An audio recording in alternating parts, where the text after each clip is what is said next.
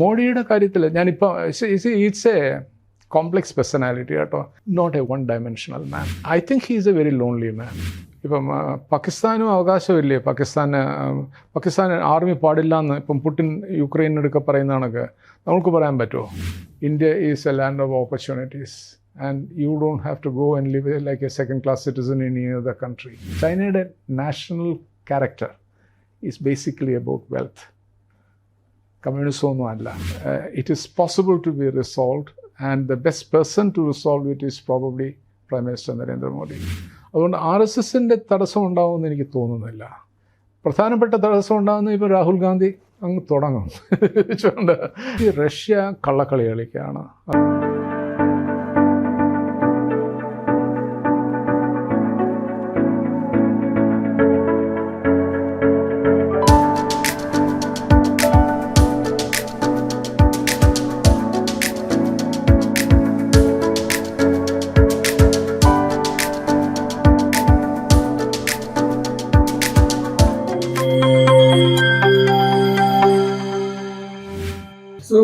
ഇന്ത്യയുടെ ഒരു diplomatic strategy വെച്ച് നോക്കുമ്പോൾ ഒരു മൾട്ടി അലൈൻമെന്റ് ആണ് ഇന്ത്യ നോക്കുന്നത്. Like on one hand BRICS ഉണ്ട്, അതേ സമയത്ത് തന്നെ നമ്മൾ USA ആയിട്ട് എൻഗേജ് ചെയ്യുന്നു.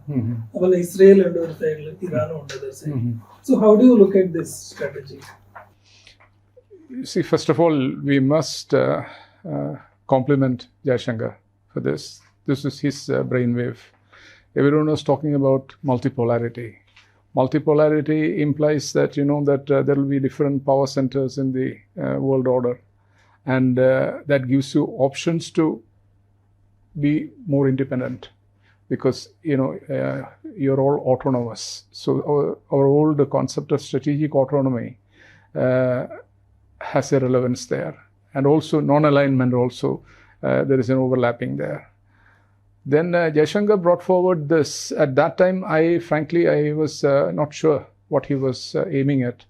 But multi-alignment is that, that it is going beyond non-alignment. It is constructive engagement, actually. It's constructive engagement, and even with people, whom you may not agree with. In a multipolar setting, that is what multi-alignment is, So we don't subscribe to blocks, as you know, never since independence. So I personally feel that it is very useful for India, because, I firmly believe that whatever might be the polarization within the country, Modi government has achieved one thing, which is in terms of boosting the international prestige. Therefore, it's a voice which is listened to with due respect. Now, you saw, for instance, this BRICS summit in Latin America. In the usual course, what would have happened is, Putin and Xi Jinping would have kind of dominated the proceedings. But now you really saw that, multi-alignment was at work there, in the sense that I got the feeling that Modi was much sought after there. And the global south and, the voice of the global south was reflected there. And I saw today in the press that Trump is very upset. And he has imposed a 50% tariff across the board on all exports by Brazil.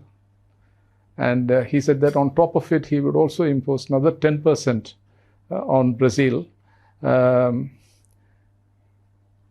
account of it being a member of the BRICS.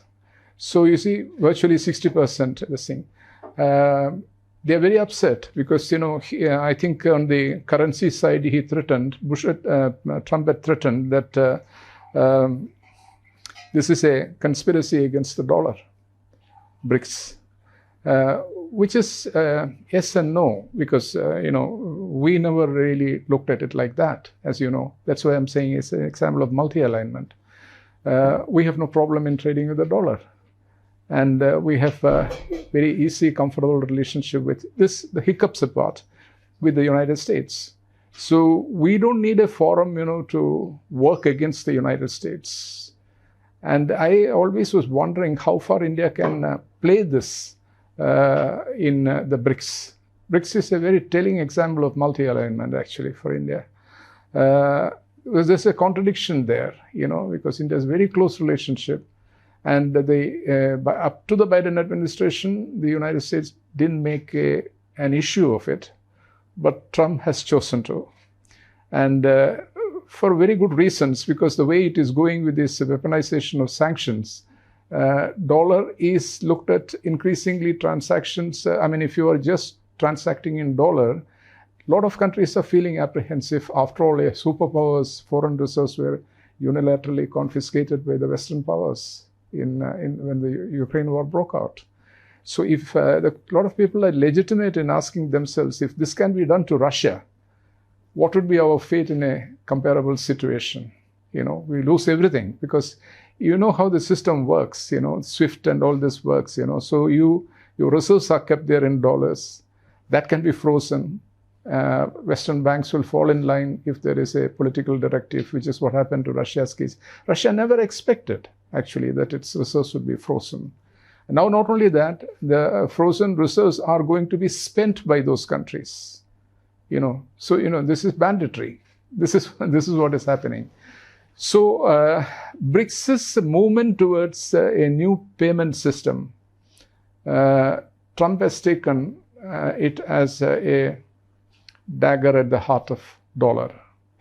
And if this is allowed to proceed further, then they lose the status as the world currency, and a kind of status which they acquired in 1973. Up till then, dollar was the currency in vogue.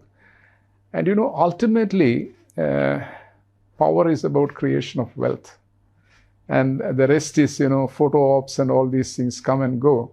But it's basically all serious powers are involved in the business of creating wealth, and therefore this is an extremely serious issue.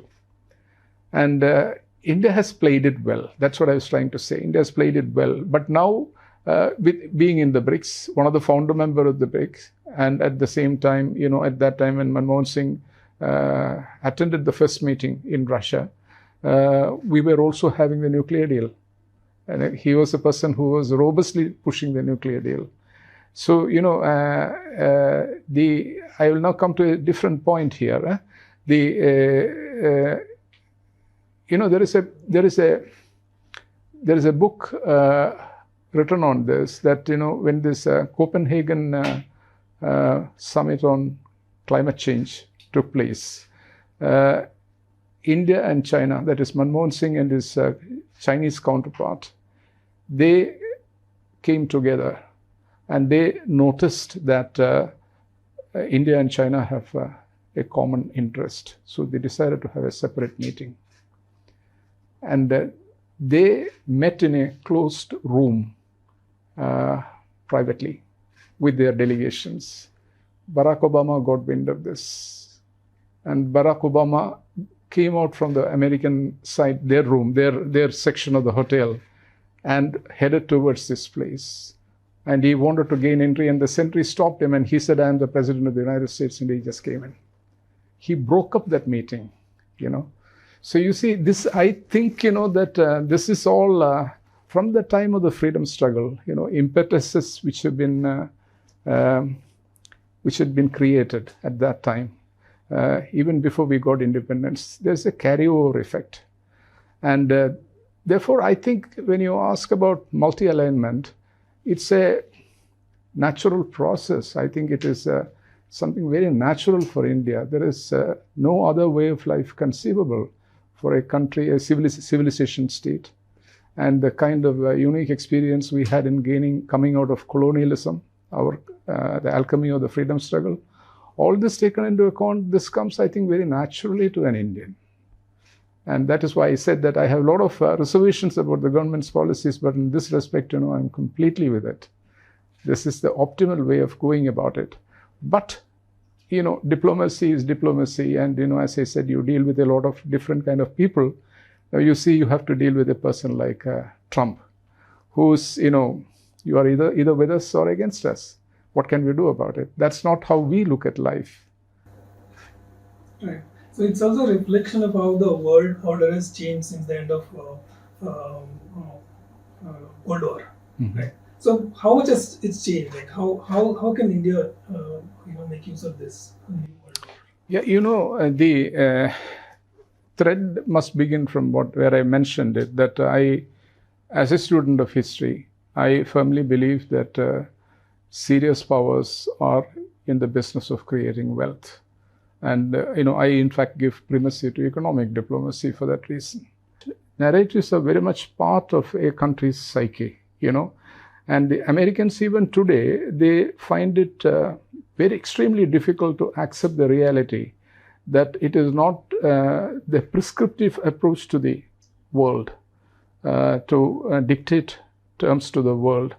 That era has gone and they don't have the capacity to enforce it. Most of the tensions in today's world is as a result of it. Ukraine itself is one way of looking at it, is Russia's resistance to the kind of imposition of NATO onto their borders, Western borders. So you see, the world order that is shifting is one of China's rise. Then definitely India has come to a point today that India cannot be invaded. India doesn't face the threat of any external aggression. It is a very significant military power. It's a nuclear power, and its economy is galloping. And despite all the internal, I'll setting aside the domestic politics, but the geopolitical reality is that how can a country like India be browbeaten? It's not possible, But the thing is this, in history often it is the case that these entrenched powers, they are extremely reluctant. They never abdicate. Even if they see the writing on the wall, they are not willing to abdicate. And then they cling on to that entrenched position, and they will be loath to surrender that, their hegemony. So that is the tension that we are seeing. I personally feel that it is too early to say how this will evolve. Like Russia says, India says, the new world is going to be multipolar and all that. I think as a student of history that a period of extreme turbulence is likely because of this, what I said, that, the sharing of power. Iran is a classic case, you see. We are seeing it unfolding in front of us now. And when I mentioned earlier about this television programs and all, everyone was expounding this, that with America's solid backing, Israel is going to win. And this is the end of Iran. And I kept telling the people that, it's not that way it is going to work, because this country has also built up its survival instincts as a civilization state, Iran, and a formidable military power. A country like India, will it go under? It will not go under. It has the inherent strength to stay put.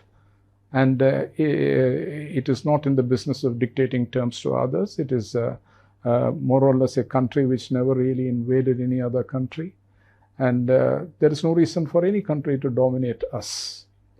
So you see, the world order that is taking shape is going to be very turbulent, in my opinion, in the short term. And the Americans and the Western powers, Western hegemony is about 5 centuries old in the world order. And they have been dominating, the Asian, Middle Eastern, Latin American, African, all the continents they have been.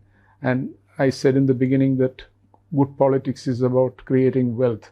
And they become very prosperous, the European part, Western part, because they have transferred huge wealth out to the rest of the world. And it is that wealth, which explains their prosperity.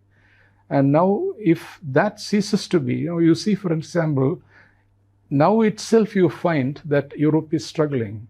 Most of the countries are in recession because it's not sustainable anymore, the kind of a standard of living which they are used to, unless this sort of a transfer from the rest of the world takes place. And now it's not possible. Africans also have choices, like China is already entered Africa.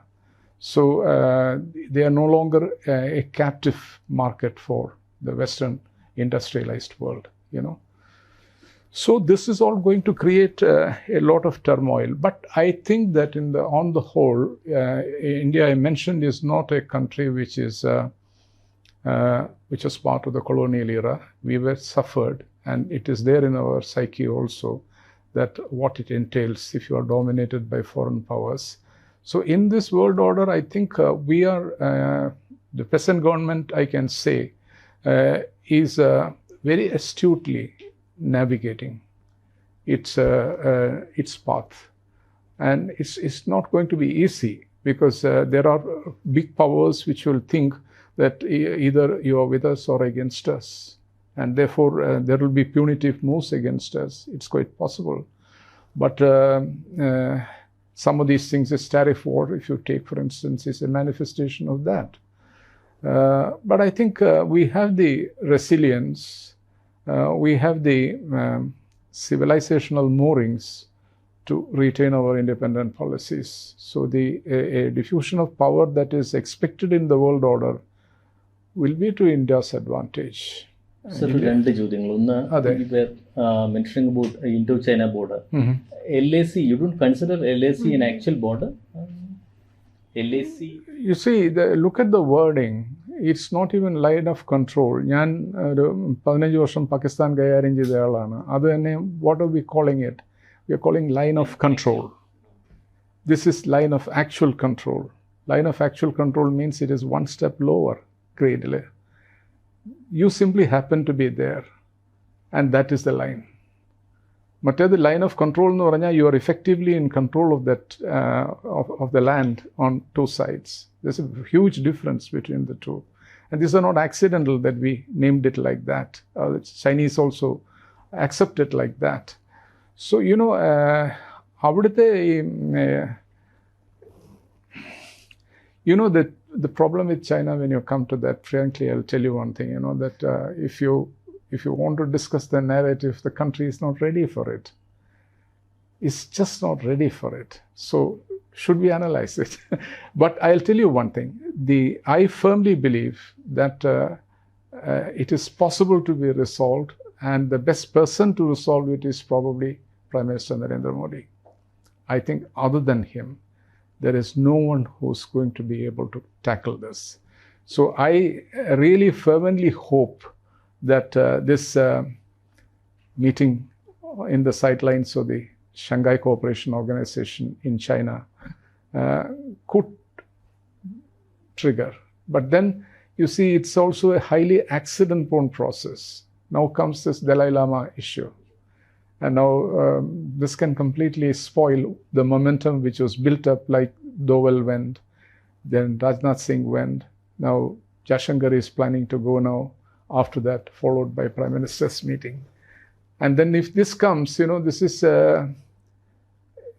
there is no easy way out of it, because there's, you can imagine if there is a role reversal, and if India is in a similar position as China with regard to a restive region where there is alienation and where your claims are not exactly supported by history, archaeology, etc., then you will not tolerate it. Actually, the thing is, sometimes when I think about it, China is an extremely tolerant country, maybe because it looks at time in a different way. Having been in existence for 5,000 years, it's not in a rush to solve these things. നമുക്കിന്ന് കഴിവുണ്ട് എന്നുള്ളതാണോ അതിന്റെ reason, അതോ ഇതൊരു political reason ആണോ? താങ്കൾ പറഞ്ഞത് ശരിയാണ്. രണ്ടുമുണ്ട്. അതുകൊണ്ട് രണ്ടുമുണ്ട്. ഇവിടുത്തെ രാഷ്ട്രീയ സാഹചര്യങ്ങൾ എടുക്കുകയാണെങ്കിൽ ഇതൊരു വിലപ്പോകുന്ന ഒരു നാണയമാണ്, അല്ലേ? തിരഞ്ഞെടുപ്പുകളെല്ലാം വരുമ്പോഴും മറ്റും അത് ഉണ്ടായിരിക്കാം. അത് ഒരു ഡെമോക്രസിയിൽ ആക്സെപ്റ്റ് ചെയ്യേണ്ട റിയാലിറ്റീസാണ് അതൊക്കെ. ആരും നമ്മൾ പഴി പറഞ്ഞുകൊണ്ട് കാര്യമില്ല. എല്ലാവരും യൂട്ടിലൈസ് ചെയ്യും. മറ്റുള്ള ഇപ്പം ഇതിനെക്കുറിച്ച് പരാതി പറയുന്ന ആളുകൾ അധികാരത്തിലിരുന്നാൽ എന്നെ യൂട്ടിലൈസ് ചെയ്യാൻ കഴിവുള്ളവരാണ്. അതുകൊണ്ട് അതിനെക്കുറിച്ച് പറയണ്ട. അപ്പോൾ ഇതാ ഞാൻ പറഞ്ഞത്, ഈ പേഷ്യൻസ് എന്ന് പറഞ്ഞാൽ ഇതാണ്. അത്തരത്തിലുള്ള ഒരു സ്ട്രാറ്റജിക് പേഷ്യൻസ് അവർ കാണിച്ചു, അവരിന്നും കാണിക്കുന്നുണ്ട്. അപ്പോഴിപ്പോൾ ഈ അവർ കാണിക്കുന്നതിൻ്റെ എൻ്റെ റീഡിങ് ഞാൻ പറയാം. എൻ്റെ റീഡിങ്, അവരുടെ പേഷ്യൻസിൻ്റെ പ്രധാനപ്പെട്ട ഫാക്ടർ ഉണ്ടായിരുന്നത്, ഇത് അദ്ദേഹം ഒരു വയസ്സായ ഒരു മനുഷ്യനാണ്, സീനിയർ സിറ്റിസണാണ്, അധികം കാലം ഇത് ജീവിച്ചിരിക്കാൻ പോകുന്നില്ല. അപ്പോൾ ഇത് കഴിയുന്നതോടുകൂടി ഈ പ്രശ്നം പരിഹരിക്കപ്പെടുമെന്നുള്ളൊരു ഒരു ഒരു ഒരു സാധ്യതയുണ്ട്. അത് മുന്നിൽ കണ്ടുകൊണ്ടാണ് അവർ വലിയ ഇഷ്യൂ ഒന്നും ആക്കാതെ പോയിക്കൊണ്ടിരുന്നത്. അവരെ സംബന്ധിച്ചിടത്തോളം അവർക്ക് പരാധീനതകൾ അവിടെയുണ്ട്. അതുകൊണ്ട് ഇത് ബ്ലോ അപ്പ് ചെയ്യുന്ന ഒരു പ്രശ്നമാകരുതെന്നുള്ളതാണ് അവരുടെ പ്രധാനപ്പെട്ട ചിന്താഗതി. അപ്പോൾ ആ രീതിയിൽ പൊയ്ക്കൊണ്ടിരുന്നു. ഇന്നിപ്പോൾ പെട്ടെന്ന് അതല്ല നടക്കുന്നത്. അമേരിക്കക്കാർ വന്നു, റിച്ചർഡ് ഗിയർ വന്നു, സ്റ്റേറ്റ് ഡിപ്പാർട്ട്മെൻറ്റ് ഒരു ഒഫീഷ്യൽ വരാൻ പോകുന്നു. അപ്പോൾ അടുത്ത വരുന്ന വ്യക്തി തീർച്ചയായിട്ടും അവരുടെ സ്വാധീനത്തിലുള്ള ഒരു വ്യക്തിയാണ്. എൻ്റെ ചിന്താഗതിയിൽ എടുക്കുകയാണെങ്കിൽ ഞാൻ ഇവരെ കണ്ടിടത്തോളവും, ഞാൻ ധർമ്മശാലയിൽ പോയിട്ടുമുണ്ട്, എടുത്തോളം അവർക്ക് തന്നെ ആ ടിബറ്റൻസ് തന്നെ ഇവിടെ വന്നിട്ടുള്ളവർക്ക് ഇന്ത്യയിൽ ഇൻ്റഗ്രേറ്റ് ചെയ്യാനായിട്ട് യാതൊരു താല്പര്യമില്ല. അവർ ഇവിടെ വന്നിട്ട് നമ്മുടെ ഈ ഹോസ്പിറ്റാലിറ്റി എല്ലാം എടുത്തു കഴിഞ്ഞിട്ട് ശേഷം അവർ ശ്രമിക്കുന്നത് കഴിയുന്നതും വേഗം അമേരിക്കയിലോ യൂറോപ്പിലേക്ക് പോകുക എന്നുള്ളതാണ് അവരുടെ ഇത്. അപ്പോഴിത് ആലോചിച്ച് നോക്കൂ, ഇതൊരു ഇത്ര സുപ്രധാനമായിട്ടുള്ള ഒരു രാജ്യവുമായിട്ടുള്ള ബന്ധത്തിലെ ഒരു വളരെ വലിയൊരു നെഗറ്റീവ് ഫാക്ടറാണ്. അത് നമ്മുടെ താല്പര്യത്തിന് യോജിച്ചതാണോ? അപ്പോൾ റിയലിസ്റ്റിക് ആയിട്ടുള്ള ഒരു ചിന്താഗതി വരികയാണെങ്കിൽ അതില്ല. ഇപ്പം നമ്മൾ പിന്നെ ഞാൻ നേരത്തെ പറഞ്ഞ കാര്യം, ഇപ്പോൾ ഇത് റിവേഴ്സ് ചെയ്ത് റോൾ റിവേഴ്സൽ വരികയാണെങ്കിൽ ഇന്ത്യ ഒരു കാലത്ത് അനുവദിക്കാൻ പോകത്തില്ല ഒരു അയൽ രാജ്യം ഇങ്ങനെ ഈ രീതിയിൽ നമ്മുടെയൊക്കെ പെരുമാറിയാൽ. അത്തരം ഒരു അഗ്രഷൻ നമ്മൾ അനുവദിക്കില്ലായിരുന്നു അല്ലേ? എന്തേ അത്തരം ഒരു അഗ്രഷൻ നമ്മൾ അനുവദിക്കില്ലായിരുന്നു. ചൈന കൂടെ ഗോൺ ഫോർ ഒരു മിലിറ്ററി ടേക്ക് ഓവറോട് ഒരു അവർക്ക് മിലിറ്ററിയുടെ ഇത് ഇല്ല കേട്ടോ, അതില്ല. എനിക്ക് തോന്നുന്നില്ല. What do they hope to get by actually conquering Indian territory? അതാണ് വേറൊരു ചോദ്യത്തിലോട്ട് അതിൽ കടന്നാൽ what do they gain out of it? They don't get. ഇപ്പോൾ ചരിത്രം എടുക്കുകയാണെങ്കിൽ റഷ്യയുടെയും ചൈനയുടെയും ചരിത്രം എടുത്ത് താരതമ്യപ്പെടുത്തുകയാണെങ്കിൽ Russia was an imperial power. അവർ സെൻട്രൽ ഏഷ്യയെ അബ്സോർവ് ചെയ്തത് വളരെ റൂത്ത്ലെസ്സാണ്. ഇന്നിപ്പോൾ യുക്രൈനിൽ ചെയ്യുന്നത് നമ്മൾ സംസാരിക്കുന്നില്ല ഇതിനെക്കുറിച്ച്, അവർ നമ്മൾ നല്ല ബന്ധമെല്ലാം ഉള്ളതുകൊണ്ട് സംസാരിക്കുകയില്ല. പക്ഷെ അവർ ചെയ്യുന്നത് ഇപ്പോൾ യുക്രൈനിൽ ചെയ്യുന്നത് ശരിയാണോ? വേറൊരു രാജ്യത്തിൽ ഇങ്ങനെ കടന്നിട്ട് അതിൻ്റെ അതിർത്തി പിടിച്ചിട്ട് ഇന്ന് പറയുന്നത് എന്താണ്, ഈ സെറ്റിൽമെൻറ്റ് വരുന്ന സമയത്ത് ഞങ്ങൾക്ക് ഇനി കൂടുതൽ സ്ഥലം കിട്ടുകയാണെങ്കിൽ അതും ഞങ്ങൾക്ക് വിട്ടുതരണമെന്ന്. ഇങ്ങനെയെല്ലാം ചെയ്യാൻ പറ്റുമോ? ഇന്ത്യ അനുവദിക്കുമോ? ചൈന ഇന്ത്യ വാർ നടന്ന സമയത്ത് ചൈന ഒരുപാട് സ്ഥലത്തേക്ക് ഇൻവേഡ് ചെയ്തല്ലോ, എന്നിട്ട് അവർ തിരിച്ചു പോയി. അപ്പോൾ ഈ പറയുന്നതിൽ അവരുടെ ഒരു പൊളിറ്റിക്കൽ സെൻസിലും അവരുടെ ഈ കമ്മ്യൂണിസ്റ്റ് ഈ സാധനങ്ങളിലും എല്ലാം തന്നെ അവരൊരിക്കലും ഒരു ഇൻവേഡർ ആയിരുന്നില്ല, അവരൊരു ഇമ്പീരിയലിസ്റ്റ് ശക്തിയായിരുന്നില്ല ഒരിക്കലും. ഇന്ത്യ പോയി ശ്രീലങ്കയിൽ ചെയ്ത പോലും ഇവരൊരു സ്ഥലത്തും ചെയ്തിട്ടില്ല. ഇവരിപ്പോഴും വളരെ ടാക്ടിക്കലായിട്ടും പൊളിറ്റിക്കൽ മീൻസിലൂടെ മാത്രം കൈകാര്യം ചെയ്തുകൊണ്ടിരുന്ന ഒരു ഇതാണ്. പക്ഷെ ഇപ്പോൾ സാർ പറഞ്ഞ ഒരു സാധനം, ഇത് പ്രശ്നം പരിഹരിക്കാൻ ഇന്ന് കഴിയുന്ന ഒരാൾ മോഡി ആയിരിക്കും എന്നുള്ളത്. പക്ഷെ നമുക്കൊരു ഓവർ 40 yearsൻ്റെ ഒരു ആൻറ്റി ചൈന റെറ്ററിക്കും വല്ലാത്തൊരു ഇഷ്യൂ നിൽക്കുന്നുണ്ട്. പ്രത്യേകിച്ച് ഈ ബി ജെ പി പിന്താങ്ങുന്ന RSS ഒക്കെയാണ് അത് ഭീകരമായിട്ട് ഉപയോഗിക്കുന്നത്. അത്തരമൊരു നമ്മളൊരു നോർത്ത് ഇന്ത്യയിൽ നോക്കിയാൽ നോർത്ത് ഇന്ത്യൻ സൈക്ക് ഒരു ആൻറ്റി ചൈനയാണ്. പ്രത്യേകിച്ച് ഇന്ത്യയുടെ വിശ്വാസം കളഞ്ഞ എന്നൊക്കെ പറഞ്ഞ് വാർ ഇതെല്ലാം ഉണ്ട്. അപ്പം ആ ഒരു സാഹചര്യത്തിൽ അതൊരു പ്രായോഗികമായി നടക്കുന്നതാണ് മോഡി വിചാരിച്ചാൽ പോലും. ഇതിലൊരു കാര്യമുള്ളത്, വളരെ we are having a very frank discussion കേട്ടോ. അതുകൊണ്ട് ഉദ്ദേശശുദ്ധിയൊന്നും ചോദ്യം ചെയ്യരുത് കേട്ടോ. ഞാൻ ഈ പേഴ്സണാലിറ്റിയാണ് ഇതിൻ്റെ ഏറ്റവും ഫീസിബിളായിട്ടുള്ള ഒരു പേഴ്സണാലിറ്റി. ഈ പേഴ്സണാലിറ്റി നരേന്ദ്രമോദി, അദ്ദേഹത്തിന് ചെയ്യാൻ കഴിവുണ്ടെന്ന് ഞാൻ പറയുന്നതിൻ്റെ കാര്യം, അദ്ദേഹത്തിന് ഈ നാരേറ്റീവ് ഉണ്ടായത് ഇത് മുഴുവൻ കോൺഗ്രസ് സർക്കാർ ഉണ്ടാക്കിയ നാരേറ്റീവ്സാണ്. ആ സമയത്ത് ഈ പാർലമെൻറ്റിൽ ലോക്സഭയിൽ എൻ്റെ അച്ഛൻ മെമ്പറായിരുന്നു, ഒരു കമ്മ്യൂണിസ്റ്റ് പാർട്ടിയുടെ മെമ്പറായിരുന്നു അന്ന് ലോക്സഭയിൽ. കൃഷ്ണമേനോൻ്റെ വളരെ അടുത്ത സുഹൃത്തുമായിരുന്നു. ഞാൻ ജനിച്ചു വളർന്ന് ഉള്ള ആ പീരീഡിൽ അച്ഛൻ്റെ നിന്ന് ഒരുപാട് കാര്യങ്ങൾ കേട്ടിട്ടുണ്ട്, പ്രത്യേകിച്ചും ഈ ചാപ്റ്ററിനെ കുറിച്ച്. ഇത് കൃഷ്ണമേനോൻ വളരെ വേദനയോടെ പറഞ്ഞിട്ടുണ്ട്, ഈ കാര്യങ്ങൾ നടക്കേണ്ട കാര്യങ്ങളല്ലായിരുന്നു, അത് നടന്നതാണെന്ന്. അപ്പോൾ ഏതാണ്ട് ഈ 50ൻ്റെ അവസാനത്തെ ഘട്ടത്തിൽ ഇവിടുത്തെ കമ്മ്യൂണിസ്റ്റ് പാർട്ടിയെ പിരിച്ചുവിടുന്നു. ഈ PL 480 ഇങ്ങനത്തെ പല പല ഫാക്ടേഴ്സ് ഒന്നും ഉണ്ടായിരുന്നു എന്നുള്ളത് നിങ്ങൾ മനസ്സിലാക്കണം. അതിൻ്റെ ഇതിലെല്ലാം വരുന്ന സമയത്ത് അച്ഛൻ പറഞ്ഞ് ഞാൻ കേട്ടിട്ടുണ്ട്, ഈ പാർലമെൻറ്റിൽ വന്നിട്ട് ലോക്സഭയിൽ ഇങ്ങനെ ഇതിനെക്കുറിച്ച് വിമർശനം വരുമ്പം താടിയിൽ ഇങ്ങനെ കയ്യും കൊടുത്തുകൊണ്ട് നെഹ്റു ഇരിക്കുമായിരുന്നു, പണ്ഡിറ്റ് നെഹ്റു, ഒരു ദുഃഖത്തോടു കൂടി. എന്നിട്ട് ഈ ഫോർവേഡ് പോളിസി തന്നെ ഞാൻ അനുമാനിക്കുന്നത് ഫോർവേഡ് പോളിസി തന്നെ അദ്ദേഹത്തിൻ്റെ ചിന്താഗതി അല്ലായിരുന്നു. അന്ന് ഓർക്കുന്നുണ്ടോ ഒരു ബൈ ഇലക്ഷനിൽ പ്രൊഫസർ രംഗ, മിനു മസാനി, ലോഹിയ അവരൊക്കെ ജയിച്ചു വരുന്ന സമയത്ത്. അപ്പോൾ ഒരു പ്രത്യേക തരത്തിലുള്ള ഒരു ആവേശം നാട്ടിൽ വന്നു. കോൺഗ്രസിൻ്റെ ഭരണത്തിൻ്റെ പരാധീനതകൾ ആളുകൾ മനസ്സിലായി തുടങ്ങി. അപ്പോൾ ശരിക്കും കോൺഗ്രസിൻ്റെ ക്ഷയം തുടങ്ങുന്നത് ആ സമയത്തോട്ടാണ്. പിന്നെ അത് കഴിഞ്ഞ ശേഷം സംയുക്ത വിധായക് ദളും അതും ഇതൊക്കെ വന്നു ഉത്തർപ്രദേശിൽ. അങ്ങനെയാണല്ലോ രാഷ്ട്രീയം പോകുന്നത്. അപ്പം ഗവേണൻസ് എടുക്കുന്നതിൽ ഒരുപാട് വീഴ്ചകൾ വന്നു. അപ്പോൾ കോൺഗ്രസ് പാർട്ടി ക്ഷയിച്ചു തുടങ്ങി ഏതാണ്ട് ആ സമയത്ത്. അപ്പോഴതെല്ലാം ഇതിലെ ഒരു ഭാഗമായിരുന്നു ഈ 62 നടന്നത്.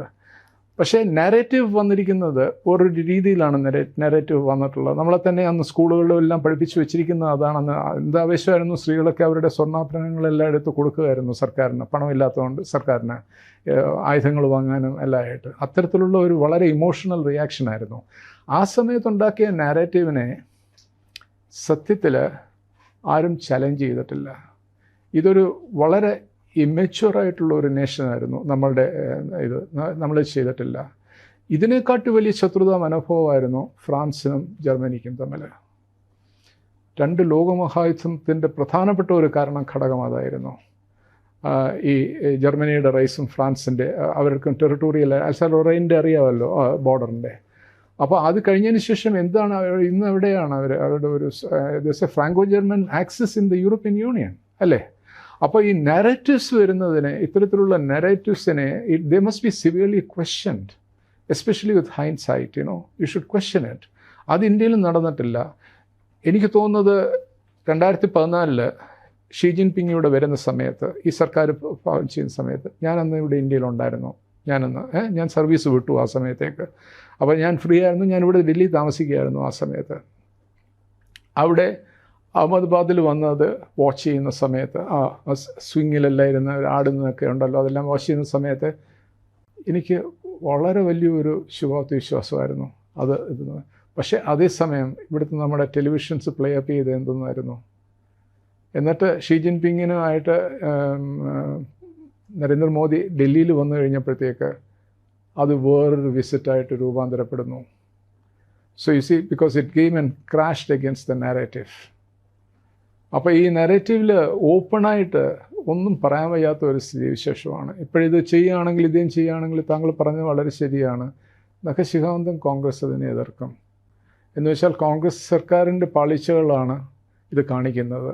ഇത്തരത്തിലുള്ള ഒരു ശത്രുത മനോഭാവത്തിന് ന്യായീകരണമില്ല എന്നുള്ളതല്ലേ അത് പരിഹരിക്കുകയാണെങ്കിൽ. പക്ഷേ ഈ വ്യക്തി, അദ്ദേഹം 3, 4, 5 തവണ ചൈനയിൽ പോയിട്ടുള്ള ആളാണ്. അദ്ദേഹം ഗുജറാത്തിൽ മുഖ്യമന്ത്രി ആയിരിക്കുന്ന സമയത്ത് ചൈനക്കാരുമായിട്ട് വളരെയധികം ഡീലിങ്സ് ഉണ്ടായിരുന്നു. എന്ന് വെച്ചാൽ ചൈനക്കാർക്ക് ഏറ്റവും വലിയ കോൺഫിഡൻസ് ഒന്ന് ഗുജറാത്തിൽ ഇൻവെസ്റ്റ് ചെയ്യുന്നതിനായിരുന്നു. അവരുടെ ബിസിനസ്സുകാർ ഏറ്റവും കൂടുതൽ ചൈനീസ് പ്രസൻസ് ഇന്ത്യയിലുള്ളത് ഗുജറാത്തിലായിരുന്നു ആ സമയത്ത്. അപ്പോൾ അവിടെ വരുന്നുണ്ട് ഇതാണ്. പിന്നെ കൾച്ചറലായിട്ട് എടുക്കുകയാണെങ്കിൽ തന്നെയും നരേന്ദ്രമോദിയുടെ സ്ഥലം അറിയാമല്ലോ.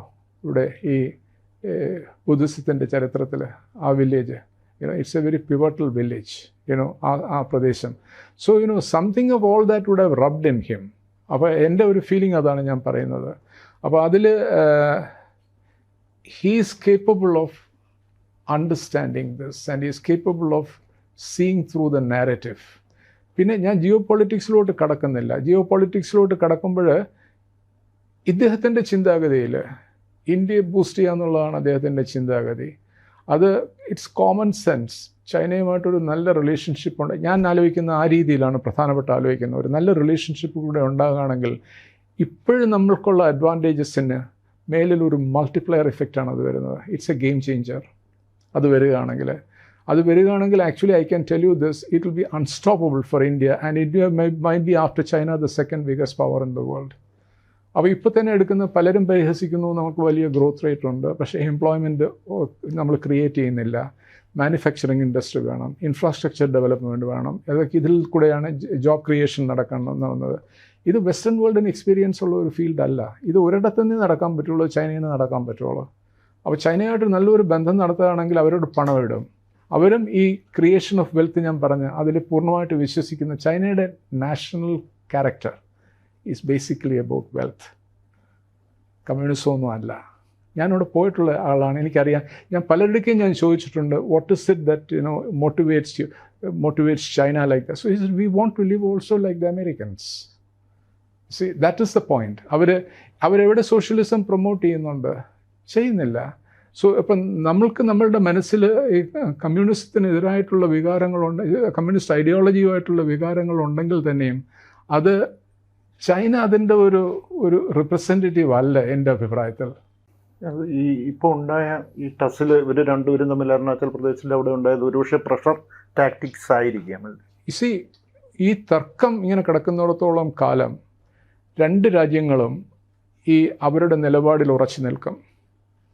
അത് ഈ ബോർഡർ ഡിസ്പ്യൂട്ട്സ് ഉള്ളതിൻ്റെ എല്ലാം ഇതാണല്ലോ, രണ്ടുപേരും ബഡ്ജ് ചെയ്യത്തില്ല. പക്ഷെ ചൈനയ്ക്ക് വിട്ടുവീഴ്ച മനോഭാവം ഉണ്ടെന്നുള്ളതിൻ്റെ ഒരു വളരെ വലിയൊരു തെളിവുള്ളത് അവർ റഷ്യയുമായിട്ട് അതിർത്തി പരിഹരിച്ചതിൻ്റെയാണ്. എന്നുവെച്ചാൽ നിഷ്പക്ഷമായിട്ട് അതിൽ നോക്കുകയാണെങ്കിൽ, ഞാൻ 9 വർഷക്കാലം സോവിയറ്റ് ടെറിട്ടറിയിൽ വർക്ക് ചെയ്ത ആളാണ് കേട്ടോ, റഷ്യൻ ഭാഷ അറിയാവുന്ന ആളുമാണ്. അപ്പോൾ ഞാൻ പറയാം, അന്ന് ഈ റഷ്യയുടെ ഞാൻ പറഞ്ഞില്ലേ സെൻട്രൽ ഏഷ്യ അവർ കീഴടക്കിയത്, ഇപ്പോൾ ഏതാണ്ട് യുക്രൈനെ ചെയ്യുന്ന കണക്കാണ് അവർ അന്ന് അവിടെ ചെയ്തത്. അപ്പോൾ എന്നെ സംബന്ധിച്ചോളം I have always A sympathy for the under dog.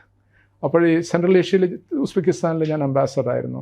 അവിടെ സംസാരിക്കുമ്പോഴറിയാം അവർക്ക് വളരെ അവശനിലയിൽ കിടക്കുന്ന, വളരെ ബാക്ക്വേർഡായിട്ട് കിടക്കുന്ന ഒരു സ്ഥലത്ത് ഇവരുടെ സുപ്പീരിയർ പവർ കൊണ്ടുവന്ന് ചെയ്തിട്ട് ഇതുപോലെ തന്നെ ഈ സലാമി ടാക്ടിക്സ് ഇൻക്രിമെൻ്റലായിട്ട് അവർ പിടിച്ചെടുക്കുകയായിരുന്നു. അതുപോലെയാണ് അവർ സൈബീരിയയും റഷ്യൻ ഫാർ ഈസ്റ്റും പിടിച്ചെടുത്തത് ചൈനയിൽ നിന്നാണ്.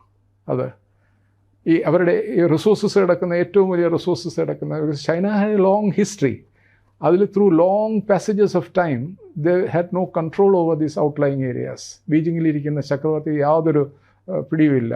അപ്പോൾ അത് ഇവർ തട്ടിക്കൊണ്ട് പോവുകയായിരുന്നു. എന്നിട്ട് ഈ ബോർഡർ സെറ്റിൽ ചെയ്യണമെന്നുള്ള ഒറ്റ താല്പര്യം എടുത്തുകൊണ്ടാണ് ചൈന അതിന് കീഴടങ്ങി കൊടുത്തത്. അതൊന്നും അവർ തിരിച്ചു ചോദിച്ചിട്ടില്ല. അത് സോ റഷ്യക്ക് എന്ത് ബെനിഫിറ്റ് കിട്ടി അതുപോലെ അതൊന്ന് ആ സമയത്ത് എൻ്റെ അഭിപ്രായത്തിൽ ദ പ്രോബ്ലം ഈസ്, ഞാൻ നരസിംഹറാവിൻ്റെ കീഴിൽ വർക്ക് ചെയ്തിട്ടുണ്ട്. എനിക്ക് വളരെ ബഹുമാനമുള്ള ഒരു വ്യക്തിയാണ് അദ്ദേഹത്തിൻ്റെ എറുഡിഷൻ, അതൊക്കെ എനിക്ക് വളരെ ബഹുമാനപ്പെട്ട ഒരു വ്യക്തിയാണ്. പക്ഷേ അദ്ദേഹത്തിൻ്റെ ഒരു ബേസിക് ആയിട്ടുള്ള അദ്ദേഹത്തിൻ്റെ ഒരു ഡെഫിഷ്യൻസി ഉള്ളത്, ഒരു പ്രശ്നം വരികയാണെങ്കിൽ അതിനെ രണ്ട് രീതിയിൽ സമീപിക്കാം. ഒന്ന്, അതിനെ മാനേജ് ചെയ്യാം. രണ്ടാമത്, വേറൊരു ഓൾട്ടർനേറ്റീവ് അതിനെ റിസോൾവ് ചെയ്യാൻ ശ്രമിക്കാം. നരസിംഹറാവിന് രണ്ടാമത്തെ ചിന്താഗതിയില്ല. അദ്ദേഹം അതിനെ മാനേജ് ചെയ്യും, വളരെ നല്ലവണ്ണം മാനേജ് ചെയ്ത് അങ്ങോട്ട് മുന്നോട്ട് പോകും. അത് ഈ ഡൊമസ്റ്റിക് ഏരിയയിലും വെളിയിലും അത് കാണാവുന്ന ഒരു ട്രെയ്റ്റാണ്, ഒരു പേഴ്സണാലിറ്റി ട്രെയ്റ്റ് എന്ന് വേണമെങ്കിൽ തന്നെ പറയാം. അപ്പോൾ ഈ ചൈനയുടെ പ്രശ്നത്തിൽ അങ്ങനത്തെ ഒരു മാനേജ്മെൻറ്റ് നടക്കാൻ പറ്റില്ല. ബിക്കോസ് നമ്മളും വളരെ വേഗത്തിൽ നമ്മൾ മുന്നോട്ട് പോവുകയാണ്, അവരും മുന്നോട്ട് പോവുകയാണ്. അപ്പോൾ ഒരു കൊളിഷൻ്റെ ഒരു വളരെ വലിയ സാധ്യതയുണ്ട്. ഏതാണ്ടൊരു അവസാന ഘട്ടത്തിൽ നമ്മൾ എത്തിയിരിക്കുകയാണ് ഇതിനൊരു സെറ്റിൽമെൻറ്റ്. ഇതും കൂടെ കൈവിടുകയാണെങ്കിൽ നടക്കുകയില്ല, പിന്നെ നടക്കാവുന്നത് ഏതാണ്ടൊരു 91 നടക്കാമായിരുന്നു. എന്ന് വെച്ചാൽ ചൈന അന്ന് തുടങ്ങുന്നതേ ഉള്ളൂ അവരുടെ റൈസ്. അപ്പോൾ അവർക്ക് താല്പര്യം ഉണ്ടായിരുന്നു. അപ്പോഴാണ് റഷ്യ അവരെ കോൺടാക്റ്റ് ചെയ്തത്. അതിൻ്റെ ബോർഡർ എൽസിൻ്റെ വിസിറ്റ് ഞാൻ പറഞ്ഞില്ലേ, അപ്പോഴാണ് അവർ എഗ്രിമെൻറ്റ് തയ്യാറാക്കുന്നത്. അന്ന് ചൈനയ്ക്കും അതായിരുന്നു, അത് സെറ്റിൽ ചെയ്യണമെന്നുള്ളതായിരുന്നു. അന്നാണ് പ്രമുഖവ് നമ്മളെ അറിയിക്കുന്നത് നിങ്ങളും സംസാരിച്ചു തുടങ്ങണമെന്ന് ചൈനയുമായിട്ട്. അപ്പോൾ ഇനിയിപ്പോൾ എടുക്കുകയാണെങ്കിൽ എത്ര ഇരട്ടിയാണ് നമ്മളെക്കാട്ടി, എത്ര ഇരട്ടിയോ, 6 ഇരട്ടിയോ 8 ഇരട്ടിയോ കൊണ്ട് വലുതല്ലേ അവരുടെ ഇക്കോണമി എടുക്കുന്ന സമയത്ത്. അത് കഴിഞ്ഞ ശേഷം നമ്മളിപ്പോഴും സ്റ്റാൻഡ് സ്റ്റില്ലല്ലോ, നമ്മളും മുന്നോട്ട് പോകും. പിന്നെ ഇതൊന്നും പറയാൻ പറ്റില്ല എങ്ങനെ വരുമെന്ന്. ചിലപ്പോൾ നമ്മൾ പോയി അവരുടെ അടുത്തെത്തും, അവരുടെ അടുത്ത് എത്തുന്ന ഉടനെ ഉരച്ചിലുണ്ടാകാൻ സാധ്യതകളുണ്ട്. അതാണ് ഞാൻ പറഞ്ഞത്, അവസാനത്തെ ഒരു ഓപ്പർച്യൂണിറ്റിയാണ് ഇതൊരു സെറ്റിൽ ചെയ്യാനായിട്ട്. ഇതിലെ പ്രശ്നം താങ്കൾ പറഞ്ഞത് തന്നെ പൂർണ്ണമായിട്ട് ഞാൻ യോജിക്കുന്നു. ഇതിന് ആക്സെപ്റ്റബിലിറ്റി കിട്ടുകയില്ല. പിന്നെ ഇപ്പോഴത്തെ ഈ രാഷ്ട്രീയ പൊളിറ്റിക്കൽ ക്ലൈമറ്റിൽ it's a high risk venture. Blow back ഉണ്ടാക്കാൻ പറ്റും. എന്ന് വെച്ചാൽ ഇതെല്ലാം ഇമോഷണലായിട്ടുള്ള ഒരു ഇഷ്യൂ ആണ്, അത് ബ്ലോ ബാക്ക് ഉണ്ടാകാൻ പറ്റും. ബട്ട് ഡിപ്ലോമാറ്റിക്കലി ഒരു എനിമി സ്റ്റേറ്റ് എന്ന ഒരു രീതിയിൽ അപ്രോച്ച് ചെയ്യേണ്ട ആവശ്യമില്ല. ഇല്ല, എൻ്റെ അഭിപ്രായത്തിൽ അതില്ല. പിന്നെ വേറെ ഒരു കാര്യം, apart from this having been in the bureaucracy, I can also say this that ഇത്തരത്തിലുള്ള സാഹചര്യത്തിൽ ഇൻട്രസ്റ്റ് ഗ്രൂപ്പ്സ് ഡെവലപ്പ് ചെയ്യും. നമ്മുടെ രാജ്യത്തും ഡെവലപ്പ് ചെയ്തിട്ടുണ്ട് അത് കേട്ടോ. Interest groups, there are people who have a very good lifestyle because of India-China problem. അമേരിക്കയുടെ ഒരു സാറിൻ്റെ ചില ലേഖനങ്ങളിൽ എനിക്ക് വായിച്ചപ്പോൾ തോന്നിയതാണ്, ഈ അമേരിക്ക ഇപ്പം ഈ ഇസ്രായേലുമായി ഇറാനെ ആക്രമിച്ചു, അമേരിക്കയുടെ ബാക്കിംഗ് ഉണ്ടെന്ന് പറയുമ്പോഴും സാർ ഒരു പോയിന്റ് മുന്നോട്ട് വച്ചിരുന്നത് അമേരിക്കയ്ക്ക് ഒരു റീകൺസിലിയേഷൻ്റെ ഒരു ആറ്റിറ്റ്യൂഡാണ് അതിലുണ്ടായിരുന്നത്. ഈവൻ സാർ ഇതിൽ പറഞ്ഞിട്ടുണ്ട്, ഈ ഇറാനോഫേബിയ എന്ന് പറയുന്ന ഒരു സാധനം ഏകദേശം ഡീസൻറ്റ് ബറിയൽ ഇൻ വാഷിങ്ടൺ എന്നുള്ള അർത്ഥത്തിലും സാർ പറഞ്ഞിട്ടുണ്ട്. ഈ അത്തരത്തിൽ ഒരു ഇസ്ലാമിക് റെവല്യൂഷൻ അവിടെ ഉണ്ടായി. അവിടെ വേറൊരു തരം കൾച്ചറും അതിൻ്റേതായിട്ടുള്ള ഒരു ഇതുമുണ്ട്, സംസ്കാരമൊക്കെ ഉണ്ട്. അമേരിക്കയ്ക്ക് വേറൊരു താല്പര്യമുണ്ട്. അപ്പോൾ ഈ അമേരിക്ക എന്തുകൊണ്ടായിരിക്കും ഈ ഇറാൻ വിഷയത്തിൽ ഇത്തരം ഒരു റീകൺസിലിയേഷൻ എടുക്കുന്നു സാറിന് തോന്നുന്നു? ഞാൻ ഇന്നലെ അവനെ ഒന്ന് എഴുതുകയും ചെയ്തു. എൻ്റെ ഇതിൽ ഞാൻ വിപ്ലവത്തിൻ്റെ സമയം തൊട്ട് ഞാൻ ഈ വിഷയം മിനിസ്ട്രിയിൽ ഞങ്ങളുടെ ഒരു ഡിവിഷനാണ് പാകിസ്ഥാൻ, അഫ്ഗാനിസ്ഥാൻ, ഇറാൻ. അപ്പോൾ ഞാൻ എൻ്റെ ഡൽഹിയിലുള്ള എല്ലാ അസൈൻമെൻറ്റ്സും 3-4 തവണ ഡൽഹിയിൽ വന്നിട്ടുള്ളപ്പോഴെല്ലാം യാദർച്ഛികമായിട്ടുണ്ടായതാണ്. Cadre policy കൊണ്ടൊന്നുമല്ല. എൻ്റെ സ്പെഷ്യൽ ഏരിയ സോവിയറ്റ് യൂണിയൻ ആയിരുന്നു. പക്ഷേ ഈ ഡിവിഷനിൽ വന്ന് ഞാൻ അകപ്പെട്ടു. അപ്പോൾ ആദ്യത്തെ ഇത് ഉണ്ടാകുന്നത് 79-ലാണ്. ഞാൻ മോസ്കോയിൽ നിന്ന് വരുമ്പോഴാണ് ആദ്യത്തെ ഇത് കഴിഞ്ഞിട്ട് വരുമ്പോൾ. ഒരു ബന്ധവുമില്ലാത്തൊരു വിഷയമായിരുന്നു, പക്ഷേ അതിൽ വന്നു. അപ്പോൾ ആ വിപ്ലവം നല്ലവണ്ണം ഇതായി. And I work actually very seriously. I take my job very seriously. അപ്പോൾ ആർക്കൈവൽ മെറ്റീരിയൽസ് മിനിസ്ട്രിയിൽ ഒരുപാട് ആർക്കൈവൽ മെറ്റീരിയൽസും കാര്യങ്ങളൊക്കെ ഉണ്ട്. ആക്ച്വലി ഇറ്റ് ഷുഡ് ബി ഡീക്ലാസിഫൈഡ്, ഈ ആർക്കൈവൽ മെറ്റീരിയൽ. അന്ന് നമുക്കൊരു ഹിസ്റ്റോറിക്കൽ ഡിവിഷൻ ഉണ്ടായിരുന്നു, ഈ ഗോപാലിൻ്റെ പറയുന്നത്. അവർ സാധാരണ ഫോറിൻ സർവീസ് ഓഫീസേഴ്സ് നെഗ്ലക്റ്റ് ചെയ്യുന്ന ഒരു ഇതാണ്. അവരുടെ ഫയലും നോക്കി അന്നത്തെ കാര്യങ്ങളും എല്ലാം ആയിട്ട് പോയിക്കൊണ്ടിരിക്കും. പക്ഷേ if you spend some time and read the archives, you get a fantastic awareness of the things. And I used to go to the historical division of Patiala House, ഡൽഹിയിലാണ് അവർ അന്നത്തെ ആർക്കിയോളജി, നമ്മുടെ historical division. Very good collection of books and all that. അപ്പോൾ അങ്ങനെ വായനാശീലവും ഇതെല്ലാം ഉണ്ടെന്നുണ്ടെങ്കിൽ അവിടെയുള്ള ആ ഡിവിഷനിൽ വർക്ക് ചെയ്യുന്നവരെല്ലാം അക്കാഡമിക്സാണ് ശരിക്കും. ഓരോ ഫീൽഡിലും നല്ല സ്കോളർഷിപ്പുള്ള ആളുകളാണ്. So I use to spend lot of time with them. അങ്ങനെ അവരുടെ ചിലരുടെ ഗൈഡൻസും ഒക്കെ എടുത്തിട്ടാണ് ഞാൻ ഇറാനെ വായിച്ചു തുടങ്ങിയത്. സോ ഇറാൻ്റെ ഒരു കാര്യമുള്ളത്, ബേസിക്കലി അവരുടെ ആര്യൻ റൂട്ട്സ് അറിയാമല്ലോ. They are very racially Aryan roots ഉള്ളവരാണ്. അപ്പോൾ അവർക്ക് they have a feeling that they are a chosen race, they are very special. അപ്പോൾ എന്തോ കാരണങ്ങളായിട്ട് ഈ മുസ്ലിം മിഡിൽ ഈസ്റ്റിൽ ആവപ്പെട്ടു പോയതാണ് എന്നുള്ള രീതിയിലാണ്. They are not great fighters, they are people who have manage through their brain, survival. ചരിത്രത്തിൽ മിക്ക ഓർമ്മയുള്ളത്. അതിനിടയിൽ പിന്നെ വേറൊന്നുള്ളത് ഈ സെക്ടേറിയൻ ഡിവൈഡ് വന്നു, ഷിയൈറ്റ്സും ഒക്കെ ആയി. എന്നിരുന്നാലും to cut a long story short, അവിടുത്തെ ഈ ഇലീറ്റ്സും പൊതുവിലുള്ള ചിന്താഗതി അമേരിക്കയുമായിട്ട് വളരെ നല്ല ബന്ധം വേണമെന്നുള്ളതാണ്. പിന്നെ ഈ വിപ്ലവത്തിൻ്റെ സമയത്ത് തന്നെ നടക്കുന്നത് ഈ ഷായുടെ പോരായ്മകൾ കൊണ്ടാണ് ഇത്തരത്തിലുള്ള ഒരു ഇത് വഴിതെറ്റിപ്പോയത്. എന്നിട്ട് അത് മാത്രമല്ല, ഈ ഖൊമൈനി അധികാരത്തിൽ വരുന്ന സമയത്ത് തന്നെയും CIA റിപ്പോർട്ട് പ്രസിഡൻറ്റിന് കൊടുത്തിരുന്നത്, നമ്മൾക്കിതിൽ വിഷമപ്പെടേണ്ട ആവശ്യമില്ല, ഇദ്ദേഹം നമ്മുടെ കക്ഷിയാണ്, അത് ആയിട്ട് ഡീൽ ചെയ്യാനായിട്ട് നമുക്കൊരു പ്രശ്നമില്ല. അദ്ദേഹം പാരീസിലായിരുന്നല്ലോ എക്സൈലിൽ. അപ്പോൾ ഇതൊരു മനസ്സിലാക്കൂ, ഇതാണ് ഒന്നാമത്തെ എൻ്റെ പശ്ചാത്തലം. പിന്നെ അതിനുശേഷം ഹോസ്റ്റേജ് ക്രൈസിസ് വന്നത് ഒരു വലിയൊരു വൂണ്ടായിരുന്നു അമേരിക്കയുടെ. There ego was പങ്ക്ചേർഡ്. 444 ദിവസമല്ലേ അവരിവിടെ വെച്ചിരുന്നത്. അമേരിക്ക ഇത്തരത്തിലുള്ള ഒരു എക്സ്പീരിയൻസ്, ഇറ്റ്സ് എ സിയറിങ് എക്സ്പീരിയൻസ്. അപ്പോൾ അതിൻ്റെ ബാക്ക്ലോഗ് വന്നിട്ടുണ്ട്. അത് പിന്നെ ഏറ്റവും കൂടുതലുള്ളത് അമേരിക്കൻ കമ്പനീസിനും മറ്റും, they look at Iran as the last frontier. അത് ഗ്യാസ് റിസോഴ്സ് എടുക്കുകയാണെങ്കിൽ ലോകത്തിൽ റഷ്യ കഴിഞ്ഞാൽ ഏറ്റവും കൂടുതൽ റിസോഴ്സ് ഉള്ള രാജ്യം. മിനറൽ റിസോഴ്സ് എടുക്കുകയാണെങ്കിൽ across the board, starting from uranium, gold, everything is there in that country. If not for the sanctions, they would live much better than Saudi Arabia or Kuwait.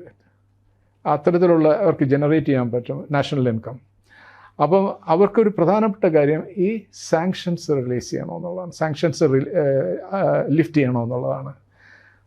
അപ്പോൾ ഇതൊക്കെ കൂടെ എടുക്കുന്ന സമയത്ത് അവർക്ക്, ഞാൻ കഴിഞ്ഞ എനിക്ക് ഒരുപാട് അവിടെ ബന്ധങ്ങളുണ്ട് ആളുകളുമായിട്ട്, അവിടുത്തെ എലീറ്റ്സുമായിട്ട്. ഞാനൊരു 25 തവണയെങ്കിലും അവിടെ പോയിട്ടുണ്ട് രാജ്യത്ത്.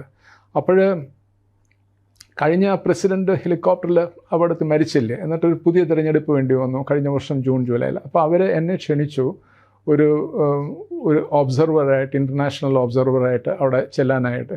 So every day I had to give commentaries on what I observe there. Television ചാനൽസിലുമൊക്കെ എല്ലാ ദിവസവും അവർക്ക് എന്നെ ഇൻ്റർവ്യൂ ചെയ്യുമായിരുന്നു. ഞാൻ എന്താ ദിവസം ഒബ്സർവ് ചെയ്ത കാര്യങ്ങളും എല്ലാം ആയിട്ട് വെരി ഇൻട്രസ്റ്റിംഗ് എക്സ്പീരിയൻസ്. അപ്പോൾ പഴയ എലീറ്റ്സുമായിട്ട് പലരുമായിട്ട് ഞാൻ ബന്ധപ്പെട്ടു. അവർ എല്ലാം പറഞ്ഞതിൽ നിന്ന് എനിക്ക് ഞാനന്ന് മനസ്സിലാക്കിയത് അവർ പൂർണ്ണമായിട്ടും അവർ വിശ്വസിച്ചിരിക്കുകയാണ് അമേരിക്കയുമായിട്ടൊരു ബന്ധമില്ലാതെ അവർക്കൊരു ഭാവിയില്ല എന്ന് ഇറാനിൽ. പിന്നെ അത് മാത്രമല്ല, രണ്ടാമത് ആ ഖാസിം സുലൈമാനി എന്ന് പറഞ്ഞൊരു വ്യക്തിയെ കൊന്നതൊക്കെ ഓർക്കുന്നുണ്ടോ? അപ്പോൾ അതിൻ്റെ വൈരാഗ്യ ബുദ്ധി ഉണ്ടായിരിക്കുമെന്നല്ലായിരുന്നു ഞാൻ കരുതിയിരുന്നത്. പക്ഷേ ആളുകളുമായിട്ട് സംസാരിച്ചപ്പോൾ അങ്ങനെയൊന്നുമില്ല. അവർക്ക് ട്രംപ് വരികയാണെങ്കിൽ അദ്ദേഹത്തിൻ്റെ രണ്ടാമത്തെ ടേമാണ്, അദ്ദേഹത്തിൻ്റെ ചിന്താഗതി വേറൊരു രീതിയിലായിരിക്കും, അദ്ദേഹത്തിൻ്റെ ലെഗസി അദ്ദേഹം ഉണ്ടാക്കി തുടങ്ങും. അതൊക്കെ വരുന്ന സമയത്ത് അദ്ദേഹവുമായിട്ട് ഡീൽ ചെയ്യാൻ നമുക്ക് പറ്റും. ബൈഡൻ ആണെങ്കിൽ ധൈര്യമില്ലാത്ത ഒരു മനുഷ്യനായിരുന്നു. ഈ പ്രശ്നം അദ്ദേഹം ബാക്ക് ബർണറിൽ വെച്ചിരുന്നു, ഒട്ടും ശ്രദ്ധ കൊടുത്തില്ല. ട്രംപ് ഇത് കൈകാര്യം ചെയ്യും. അപ്പോഴതുകൊണ്ട് നമുക്ക് ഈ പ്രശ്നം പരിഹരിക്കാനുള്ള ഒരു അവസരം കിട്ടുന്നു എന്നുള്ളതാണ്. പിന്നെ അമേരിക്കയെ സംബന്ധിച്ചിടത്തോളം ഇതിൽ നടന്നത്, ഈ ഇസ്രയേൽ അവരുടെ ഒരു വലിയൊരു ഒരു അസറ്റാണ്, അവിടുത്തെ സ്ട്രാറ്റജിക് അസറ്റാണ്. അവർ പണ്ട് കാലങ്ങളിൽ അവർ മാനേജ് ചെയ്തിരുന്നത് പശ്ചിമേഷ്യയിലെ പോളിസി, മെഡിറ്ററേനിയൻ സൈഡിൽ ഇസ്രയേൽ, ഗൾഫിൽ ഇറാൻ ഷായുടെ സമയത്ത് ഈ രണ്ട് പിവറ്റ്സിനെയും വെച്ചുകൊണ്ടാണ് അമേരിക്ക മാനേജ് ചെയ്തുകൊണ്ടിരുന്നത്. അവിടുത്തെ ബ്രിട്ടൻ്റെ ഒരു ചിന്താഗതിയായിരുന്നു ആ സമയത്തുള്ള. ബ്രിട്ടനാണല്ലോ ഇസ്രയേലിനെയും ക്രിയേറ്റ് ചെയ്തത്. അപ്പോൾ ഉണ്ടായിരുന്നു. അതിനുശേഷം ഈ ഇറാൻ കൈവിട്ടു പോയി. അത് പോയതിന് ശേഷമാണ് അവിടുത്തെ അവരുടെ സ്വാധീനം ക്രമേണ കുറഞ്ഞു തുടങ്ങുന്നത് ഈ പശ്ചിമേഷ്യയിൽ. അപ്പോൾ ഇറാനുമായിട്ടൊരു നല്ല ബന്ധം, ഇപ്പം ഞാൻ ഈ ചൈനയുമായിട്ടൊരു നല്ല ബന്ധം ഇന്ത്യക്ക് വരികയാണെങ്കിൽ അതിൽ നമുക്ക് പ്രയോജനപ്പെടുത്താമെന്നുള്ള ആ രീതിയിലുള്ള ഒരു ചിന്താഗതി എല്ലാ സമയത്തും അമേരിക്കയിലുണ്ടായിരുന്നു. വളരെ CIA ഓഫീസേഴ്സ് സഹിതം ഇത് സമ്മതിച്ചു തന്നിട്ടുണ്ട്. CIAയിലെ ഒരു നമ്പർ 2 ഒരു വ്യക്തിയുണ്ട്, ഗ്രഹാം ഫുള്ളർ എന്ന് പറഞ്ഞ ആൾ. ഞാൻ ഡിപ്ലോമാറ്റിക് ഇതിൽ വളരെ യാദർശികമായിട്ട് പല സ്ഥലങ്ങളിലും ഞങ്ങൾ ഒന്നിച്ച് പ്രവർത്തിച്ചിട്ടുണ്ട്. വലിയ സുഹൃത്തുക്കളുമാണ്. അദ്ദേഹം ഇന്ന് കാനഡയിൽ ജീവിക്കുകയാണ്, റിട്ടയർഡ് ലൈഫ്. ഞങ്ങളിപ്പോഴും കറസ്പോണ്ട് ചെയ്യുന്നുണ്ട്. അദ്ദേഹം എൻ്റെ അടുക്ക പല വർഷങ്ങൾക്ക് മുമ്പ് അദ്ദേഹം ഇത് പറഞ്ഞിട്ടുണ്ട്. ഞങ്ങളുടെ ഏറ്റവും വലിയൊരു പോരായ്മ ഞങ്ങൾക്കുള്ളത് ഇറാനുമായിട്ടൊരു ബന്ധമില്ലെന്നുള്ളതാണ്. CIAയിലെ ടോപ്പ് ഫിഗർ പറഞ്ഞത്. അപ്പോൾ അതുകൊണ്ട് അമേരിക്കയിൽ അത് ചിന്താഗതിയുണ്ട്. ഈ ട്രംപ്, ചുരുക്കത്തിൽ പറഞ്ഞാൽ ട്രംപ് ഉദ്ദേശിക്കുന്നത് ഈ നോർമലൈസ് ചെയ്യുകയാണെങ്കിൽ, സാങ്ഷൻസ് ലിഫ്റ്റ് ചെയ്യുകയാണെങ്കിൽ അമേരിക്കൻ കമ്പനീസിന് അവിടെ പോയി പ്രവർത്തിക്കാൻ പറ്റും. അപ്പോൾ ഈ പണ്ടത്തെ കണക്ക് ഗൾഫിൽ അതിനെതിരായിട്ടുള്ള ഒരു ബാക്ക്ലാഷ് അമേരിക്കയ്ക്ക് ഉണ്ടാകത്തില്ല. കാരണം ഈ സൗദി അറേബ്യയും ഇറാനും തമ്മിൽ ഇന്ന് നല്ല ബന്ധമാണ്. സത്യത്തിൽ ഇപ്പോൾ ആരും അറിയാത്ത വേറൊരു സംഗതിയുണ്ട്. ഞാൻ ഇന്നലെ അതിനെക്കുറിച്ച് എഴുതിയായിരുന്നു. അതായത് ഈ അമേരിക്കയ്ക്കും ഇറാനുമായിട്ട് മീഡിയേറ്റ് ചെയ്യുന്ന പ്രധാനപ്പെട്ട കക്ഷി സൗദി ക്രൗൺ പ്രിൻസാണ്. എന്ത് മാറിയെന്ന് ആലോചിച്ച് നോക്കാം. ഷിയ സുന്നി അതിൻ്റെ പേരിലുള്ള ഒരു നമ്മൾക്കൊരു ക്യാരക്ടറൈസേഷനല്ലേ നമുക്ക് മനസ്സിലുള്ളത്. അതല്ലേ ഇപ്പോൾ അവിടെ നടക്കുന്നത്. അപ്പോൾ അത് വരികയാണെങ്കിൽ അതാണ് ഇസ്രയേലിന് വലിയൊരു ഭീതി. ഈ റിലേഷൻഷിപ്പ് വരികയാണെങ്കിൽ ആ പ്രദേശത്തെ ഏറ്റവും പ്രധാനപ്പെട്ട ഒരു റിലേഷൻഷിപ്പ് ഇറാനുമായിട്ടായിരിക്കും അമേരിക്കയ്ക്ക്. അപ്പോൾ ഈ ഇസ്രയേലിനുള്ള ആ പ്രീമസി ഇല്ലാതാവുന്നു. അപ്പോൾ അതിനെക്കുറിച്ച് അവർക്ക് ഭീതിയുണ്ട്. അതാണ് അവർ ഈ ടോക്സിനെ സബ്വേർട്ട് ചെയ്യാനായിട്ട്, ടോക്സ് നടന്നുകൊണ്ടിരുന്നപ്പം ഇറാനെ പോയി ആക്രമിക്കുകയും 13-ാം തീയതി അതൊക്കെ ചെയ്തതിൻ്റെ പുറകിലുള്ള കാര്യങ്ങൾ അതാണ്. പക്ഷേ ട്രംപ് നല്ലോണം മനസ്സിലാക്കുന്നുണ്ട്. ട്രംപ് എനിക്ക് തോന്നുന്നത് ഇന്നലെ മെനയൊന്നും അദ്ദേഹം സൂചിപ്പിച്ചു അടുത്ത ആഴ്ച ടോക്സ് തുടങ്ങാൻ പോകുന്നു എന്നുള്ളത്. അവർക്ക് എനിക്ക് തോന്നുന്നില്ല ഇനി ഒരു യുദ്ധം അവിടെ ഉണ്ടാവുമെന്ന് തോന്നുന്നില്ല. ഈവൻ പുടിൻ പോലും അതിനൊരു മീഡിയേഷന് ശ്രമിച്ചിരുന്നല്ലോ. റഷ്യ കള്ളക്കളി കളിക്കുകയാണ് അതിൽ. എന്ന് വെച്ചാൽ അവർക്ക് ഈ ഇത്തരത്തിലുള്ള ഒരു ചേരിതിരിവ് ഉണ്ടാകുകയാണെങ്കിൽ എന്നുവെച്ചാൽ ഇറാനും ഒന്നാമത്തെ കാര്യം മനസ്സിലാക്കണം, ഇറാനും റഷ്യയും തമ്മിൽ വളരെ ഒരു ട്രബിൾഡ് റിലേഷൻഷിപ്പായിരുന്നു ചരിത്രത്തിൽ. ഇറാൻ്റെ പല പ്രദേശങ്ങളും, ഞാൻ ഈ സെൻട്രൽ ഏഷ്യ എന്ന് പറഞ്ഞില്ലേ, ഈ പ്രദേശം ഇപ്പം തുർക്ക്മെനിസ്ഥാൻ, ഉസ്ബെക്കിസ്ഥാൻ, തജിക്കിസ്ഥാൻ, ഈ 3 രാജ്യങ്ങളും പേർഷ്യൻ ഇൻഫ്ലുവൻസിൻ്റെ കീഴിലുള്ളവരായിരുന്നു. അവരുടെ സാമ്രാജ്യത്തിൻ്റെ, അതുപോലെ തന്നെ കൗക്കസസ്, ഇതൊക്കെ ഇമ്പീരിയൽ റഷ്യ പിടിച്ചെടുക്കുകയായിരുന്നു അവർ വീക്കായിരിക്കുന്ന സമയത്ത്. ഒരു സമയത്ത് റഷ്യ കോൺകർ ചെയ്ത് തെഹ്റാൻ ഓക്യുപ്പൈ ചെയ്തു. അങ്ങനെ നടന്നിട്ടുണ്ട്. ഇവർ വലിയ ഫൈറ്റേഴ്സൊന്നുമല്ല ഈ ഇറാനിയൻസ്. 2 തരത്തിലുള്ള ആളുകളുണ്ടല്ലോ. നല്ല ഗുസ്തിക്കാരാണെങ്കിൽ പിടിച്ചു നിൽക്കാൻ പറ്റും, അല്ലെന്നുണ്ടെങ്കിൽ ചിന്ത കൊണ്ട് മാറ്റിയെടുക്കാൻ പറ്റും. അങ്ങനെ ഈ രണ്ടാമത്തെ കാറ്റഗറിയിലാണ് ഈ പേർഷ്യൻസ്. അപ്പോൾ അത് കാരണം അവരുടെ ഇതിൽ പിന്നെ അവർ ബൗൺസ് ബാക്ക് അവരവരുടെ ഇതെല്ലാം കിട്ടി. പക്ഷേ ഒരുപാട് അവർക്ക് പ്രദേശങ്ങൾ നഷ്ടപ്പെട്ടു ഇത് കാരണം. അത് കാരണം അവർക്ക് ഒരിക്കലും റഷ്യയെ വിശ്വസിക്കാൻ പറ്റില്ല. എന്നുവെച്ചാൽ റഷ്യയ്ക്കുള്ള ഒരു വലിയ താല്പര്യം ഈ ഗൾഫിലെ ഈ വാം വാട്ടേഴ്സിനടുത്ത് അവർക്ക് വരണമെന്നുണ്ടെങ്കിൽ ഇറാൻ വഴി കടന്നു വരാൻ പറ്റും. കസ്പിയൻ സീ കഴിഞ്ഞാലുള്ള ഒരു ഇതാണ്. അപ്പോൾ ഇന്ത്യയുമായിട്ടുള്ള കാര്യങ്ങൾക്കും ഇതുമൊക്കെ റഷ്യൻസ് അത്ര എളുപ്പമല്ല കൈകാര്യം ചെയ്യാനായിട്ട് കേട്ടോ. അവർ I think China is much easier for us. ഈ റഷ്യയുമായിട്ട് കാര്യം Russians are highly self centred കേട്ടോ. അവർ and then they have their own tactics. അവർ പല വിധത്തിലും ഇപ്പം ഈ ബുഷെയർ എന്ന് പറഞ്ഞൊരു ന്യൂക്ലിയർ പ്ലാന്റിന് അവർ അഡ്വാൻസ് വാങ്ങിച്ചിട്ട് ഇറാനിൽ നിന്നും അഡ്വാൻസ് വാങ്ങിച്ചിട്ട് 15 വർഷക്കാലം ഒന്നും ചെയ്തില്ല. കാരണം എന്തുമായിരുന്നു? അമേരിക്കൻസും ഇസ്രായേലീസും പറഞ്ഞു, ഈ റഷ്യയിലെ ഒളിഗാർക്സ് എന്ന് കേട്ടിട്ടുണ്ടോ? അവരുടെ പണം പാർക്ക് ചെയ്യുന്നത് ഇസ്രായേലിലാണ്. ഒളിഗാർക്സ് അവരുടെ അസറ്റ്സ്. ഇസ്രായേലിലെ പോപ്പുലേഷനിൽ 2 മില്യൺ ആളുകൾ റഷ്യൻ സിറ്റിസൺസാണ്. റഷ്യയിൽ നിന്നും ഈ സോവിയറ്റ് യൂണിയൻ്റെ സമയത്ത് ഈ ജ്യൂസ് മൈഗ്രേറ്റ് ചെയ്ത ആളുകളാണ് അവർ. അതുകൊണ്ടാണ് അവർക്ക് ഇറാന് റഷ്യയെക്കുറിച്ച് വലിയ സംശയമുണ്ട്, റഷ്യയുടെ ഇൻറ്റൻഷൻസ്. അതുകൊണ്ട് ദൂരെ നിർത്തും. റഷ്യയെ മീഡിയേറ്റ് ചെയ്യാനെല്ലാം വരുന്നെന്ന് പറയുന്നത് റഷ്യയുടെ താല്പര്യത്തിനാണ്, അതിൽ കൂടെ കടന്നുകൂടാനായിട്ടാണ്. സാർ, ചൈനയുടെ കാര്യം പറഞ്ഞൊരു ചോദ്യം ചോദിച്ചു. അന്നേരം ഷോൻലായ്ക്ക് ശേഷം ഷീഷ് ജിൻപിങ് വന്നപ്പോൾ ഇത്ര പബ്ലിക് റിസപ്ഷനൊക്കെ നരേന്ദ്രമോദി കൊടുത്തു. പക്ഷെ എപ്പോഴും നടക്കുമ്പോഴും സാർ ഒരു ബോർഡർ ഇൻകർഷൻ്റെ വാർത്ത വരും. ഗാൽവാൻ ഉണ്ടായി, അതിന് മുമ്പും ചൈനീസ് വിസിറ്റ് ഉണ്ടാകുമ്പോൾ ഒരു ബോർഡർ ഇൻകർഷൻ, ഹൂജിൻതാവ് വന്നപ്പോഴായിട്ടും ആര് വന്നാലും. അന്നേരം പ്രത്യേകിച്ചും 2014 ശേഷം ഇന്ത്യയുടെ വിദേശ നയവും ഇന്ത്യയുടെ രാഷ്ട്രീയം കൂടുതലായിട്ട് മിക്സ് ആയിട്ടുണ്ട്. പബ്ലിക് ഡിസ്കോഴ്സിൽ ഫോറിൻ പോളിസി കൂടുതലായിട്ട് വന്നിട്ടുണ്ട്.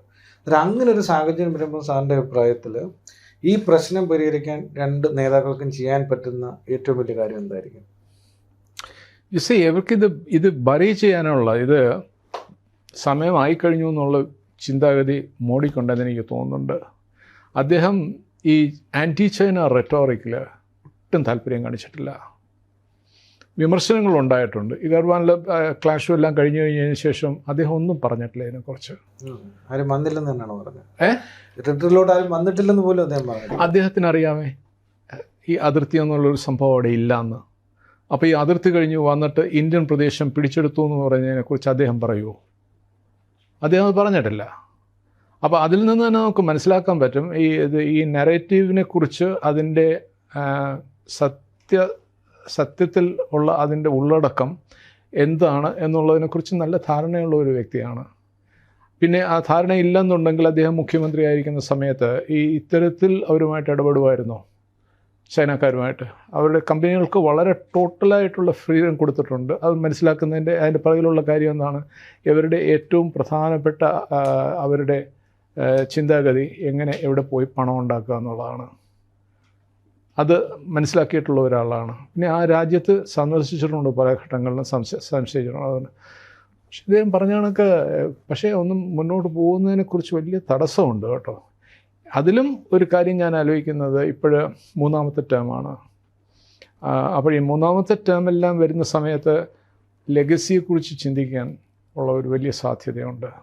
അദ്ദേഹത്തിന് ഇനി എന്താണ് ഇവിടെ വേണ്ടത്? പദവി പ്രസിഡൻ്റാണോ? ഒന്നും വേണ്ടല്ലോ. ഇത് കഴിഞ്ഞതിന് ശേഷം അപ്പോൾ ഈ ചരിത്രത്തിൽ പോകുന്ന അത്തരത്തിലുള്ള ഒരു ചിന്താഗതിയുള്ള ഒരു വ്യക്തിയായിരിക്കണം അദ്ദേഹം എന്നാണ് ഞാനും മനസ്സിലാക്കിയിട്ടുള്ളത്, അദ്ദേഹത്തിൻ്റെ പൊളിറ്റിക്കൽ പേഴ്സണാലിറ്റി പഠിച്ചിടത്തോളം.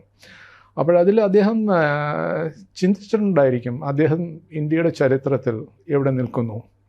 അപ്പോൾ രാഷ്ട്രീയപരമായിട്ട് നോക്കുകയാണെങ്കിൽ തന്നെയും എൻ്റെ അഭിപ്രായത്തിൽ കോൺഗ്രസ് പാർട്ടിയുടെ സമയത്തുണ്ടായ ഒരു പ്രശ്നമാണ് കാശ്മീർ പോലെ.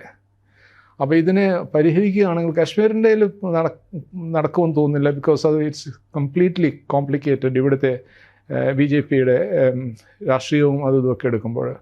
പക്ഷേ ഇതിൽ അങ്ങനെയൊന്നുമില്ല. അവർക്ക് എനിക്ക് തോന്നുന്നില്ല RSSൽ നിന്നും റെസിസ്റ്റൻസ് ഉണ്ടാകുമെന്ന് എനിക്ക് തോന്നുന്നില്ല.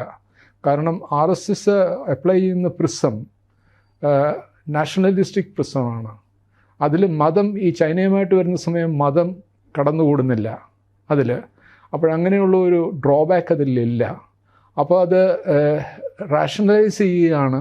ഇത് എങ്ങനെ രാജ്യത്തിന് ഇത് പ്രയോജനപ്പെടുമെന്നുള്ള രീതിയിൽ ചിന്തിക്കുന്ന ആളുകളുമായിട്ട് ബന്ധപ്പെടുമ്പോൾ അവരും ചിന്തിച്ചു തുടങ്ങും ഇത് ശരിയല്ലേ എന്നുള്ളത്.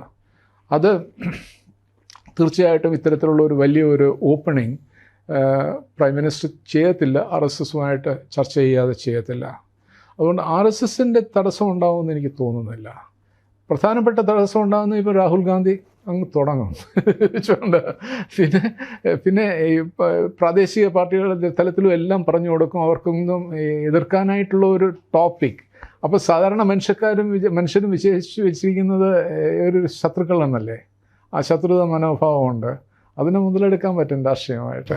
സാറ് പറയുന്നത് ഈ ചൈനീസ് കശ്മീർ പ്രോബ്ലം പോലെ തന്നെ ഈ ചൈനീസ് പ്രോബ്ലവും സക്സസീവ് കോൺഗ്രസ് ഗവൺമെന്റ്സിന്റെ ഒരു ക്രിയേഷൻ ആണ്. നെറേറ്റീവ് അവരുടെ ആണല്ലോ. ആ നെറേറ്റീവ് ഉള്ള സമയത്ത് അവർക്ക് എങ്ങനെ ഇത് പരിഹരിക്കാൻ പറ്റും? അപ്പൊ ഇപ്പൊ രാഹുൽ ഗാന്ധി ഇടയ്ക്കിടയ്ക്ക് ചൈന ഇന്ത്യൻ പ്രദേശം കീഴടക്കി എന്ന് പറയുന്നതും ഈ ഒരു നെറേറ്റീവ് ബിൽഡപ്പ് ചെയ്യുന്നതിന്റെ ഭാഗമായിട്ട് ആണ്. തീർച്ചയായിട്ടും, എന്താ സംശയം? പക്ഷെ അത് യുക്തിപൂർവ്വം അതിനെ നോക്കുമ്പോൾ നമുക്ക് മനസ്സിലാവുമല്ലോ, അതിർത്തി ഇല്ലാത്തൊരു സമയത്ത് നമ്മളുടെ സ്ഥലം അവരുടെ സ്ഥലം എന്ന് പറയാനും വേണ്ടിയുള്ള സമയത്ത് നമ്മൾ എത്തിയിട്ടില്ല. അതിനെക്കുറിച്ചാണ് ചർച്ച ചെയ്യാനുള്ളത്. ആരുടെ സ്ഥലമാണ് ഇത്, മറ്റവരുടെ സ്ഥലം. ഇതെല്ലാം സത്യം പറയുകയാണെങ്കിൽ രണ്ട് രാജ്യങ്ങളുടെ ഇടയിൽ വളരെ വലിയ വേക്കൻറ്റ് സ്പേസസ് ഉണ്ട്. ആ വേക്കൻറ്റ് സ്പേസസിൽ മനുഷ്യരില്ലായിരുന്നു. നെഹ്റുവിൻ്റെ ഭാഷയിൽ പറഞ്ഞാൽ പുല്ല് പോലും വളരത്തില്ല. അത്തരത്തിലുള്ള വേക്കൻറ്റ് സ്പേസസ് ആണ്. ആ വേക്കൻറ്റ് സ്പേസസിൽ എവിടെ ഒരു രാജ്യം വന്ന് നിൽക്കുന്നു, എവിടെ മറ്റേ രാജ്യം തുടങ്ങുന്നു, അതിനെക്കുറിച്ചാണ് ചർച്ച ചെയ്യേണ്ടത്. അല്ലാതെ അവിടെ ബ്രിട്ടീഷുകാരുടെ സമയത്തോ മറ്റോ ഒന്ന് കല്ലൊന്നും ഇട്ടിട്ടൊന്നുമില്ല. അങ്ങനത്തെ ഒരു സിറ്റുവേഷൻ അല്ലല്ലോ അവിടെ. സാറേ, ഈ ഒരു പ്രതിപക്ഷം ഇത് ചർച്ചയാക്കിയാൽ സാറ് പറയുന്ന പോലെ കോൺഗ്രസോ രാഹുൽ ഗാന്ധിയോ ഇന്നത്തെ സാഹചര്യത്തിൽ ഗവൺമെന്റിനെ പേടിപ്പിടിക്കുന്ന രീതിയിലൊരു പൊളിറ്റിക്കൽ നെറേറ്റീവിന് ചൈനയെ വിട്ടുവീഴ്ച എന്തെങ്കിലും ഗവൺമെന്റ് ചെയ്താൽ കൊണ്ടുവരാനുള്ള ശക്തി പ്രതിപക്ഷ പാർട്ടികൾക്ക് ഇന്ത്യയിലുണ്ടോ? അത് പക്ഷേ ഒരു കാര്യമുള്ളത്, ഒരു പൊളിറ്റിക്കൽ ലീഡർഷിപ്പിൻ്റെ സന്നദ്ധതയാണ് പ്രധാനപ്പെട്ട ഒരു ഘടകം.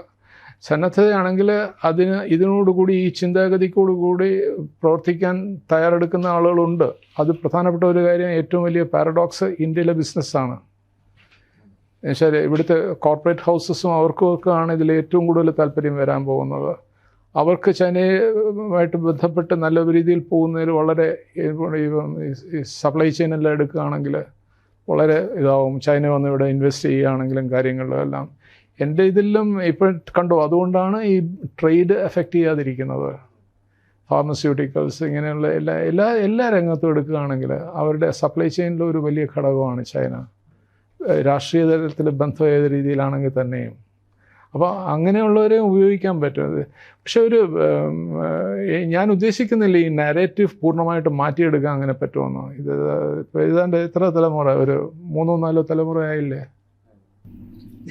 ഇന്ത്യയും ചൈനയും ആയിട്ട് നല്ല ബന്ധം വേണമെന്ന് പറയുമ്പോഴും പാകിസ്ഥാനും ചൈനയുമായിട്ടുള്ള ബന്ധം ഇതിനൊരു തടസ്സമല്ലേ? ഇപ്പൊ റീസെന്റ് ഓപ്പറേഷൻ സിന്ദൂറിന്റെ സമയത്താണെങ്കിലും പാകിസ്ഥാന്റെ ആയുധങ്ങളുടെ മെജോറിറ്റി സപ്ലൈ ചെയ്തിരിക്കുന്നത് ചൈനയാണെന്നാണല്ലോ ഒരു ഫാക്ച്വലി അതാണ്. അപ്പൊ അങ്ങനെ നിൽക്കുമ്പോൾ എങ്ങനെയാണ് ഇന്ത്യയും ചൈനയുമായിട്ടുള്ള ബന്ധം എങ്ങനെയാണ് ഇംപ്രൂവ് ആവുക? ഇന്ത്യക്ക് ആ രീതിയിൽ ഭയപ്പെടാനുണ്ടോ? ഇപ്പം പാകിസ്ഥാനും അവകാശമില്ലേ? പാകിസ്ഥാൻ ആർമി പാടില്ല എന്ന് ഇപ്പം പുടിൻ യുക്രൈനൊക്കെ പറയുന്ന കണക്ക് നമുക്ക് പറയാൻ പറ്റുമോ? അവർക്കും അവരുടെ നാഷണൽ ഡിഫൻസ് ലെജിറ്റിമേറ്റ് അല്ലേ റിക്വയർമെൻറ്റ്സ്. അവർക്കും സോഴ്സ് ചെയ്യാനുള്ള അവരുടെ കഴിവനുസരിച്ച്, പണം അനുസരിച്ച് ചൈനയുടെ വെപ്പൺസ് ചീപ്പാണ്. അവരവിടെ നിന്നും സോഴ്സ് ചെയ്യുന്നു. അതിൽ what is A point in getting worked up?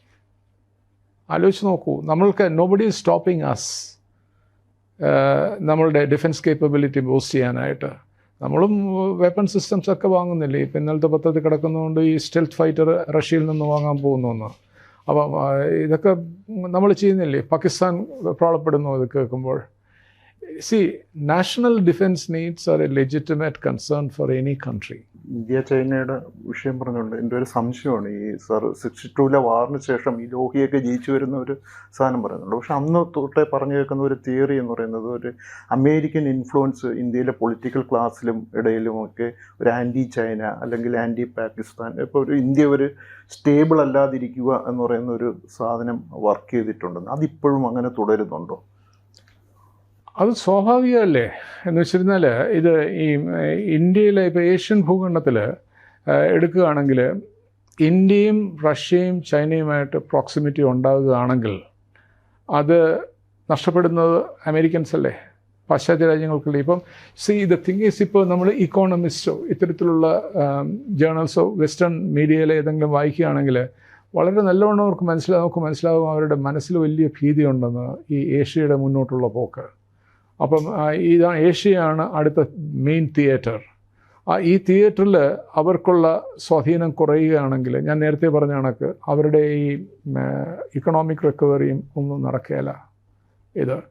അപ്പോൾ അവർക്ക് മേൽക്കോയ്മ തിരിച്ചു പിടിക്കുന്നതിന് ഈ പ്രധാനപ്പെട്ട എൻറ്റിറ്റീസ് ഒന്നും യൂണിഫൈഡ് ആയിട്ടുള്ള ഒരു പൊസിഷൻ എടുക്കുകയാണെങ്കിൽ അവർക്ക് വലിയ മനപ്രയാസം ഉണ്ടാവും, അല്ലേ?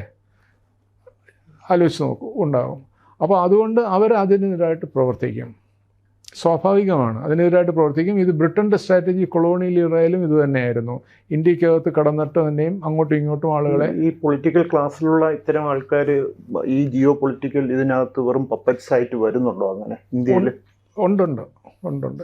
ഞാൻ തന്നെ പറയാം. മാത്രമല്ല ഇപ്പോൾ വലിയ ഇതുള്ളത് ബ്യൂറോക്രസി തന്നെയും കടന്നുകൂടിയിട്ടുണ്ട് എൻ്റെ ഇതിൽ.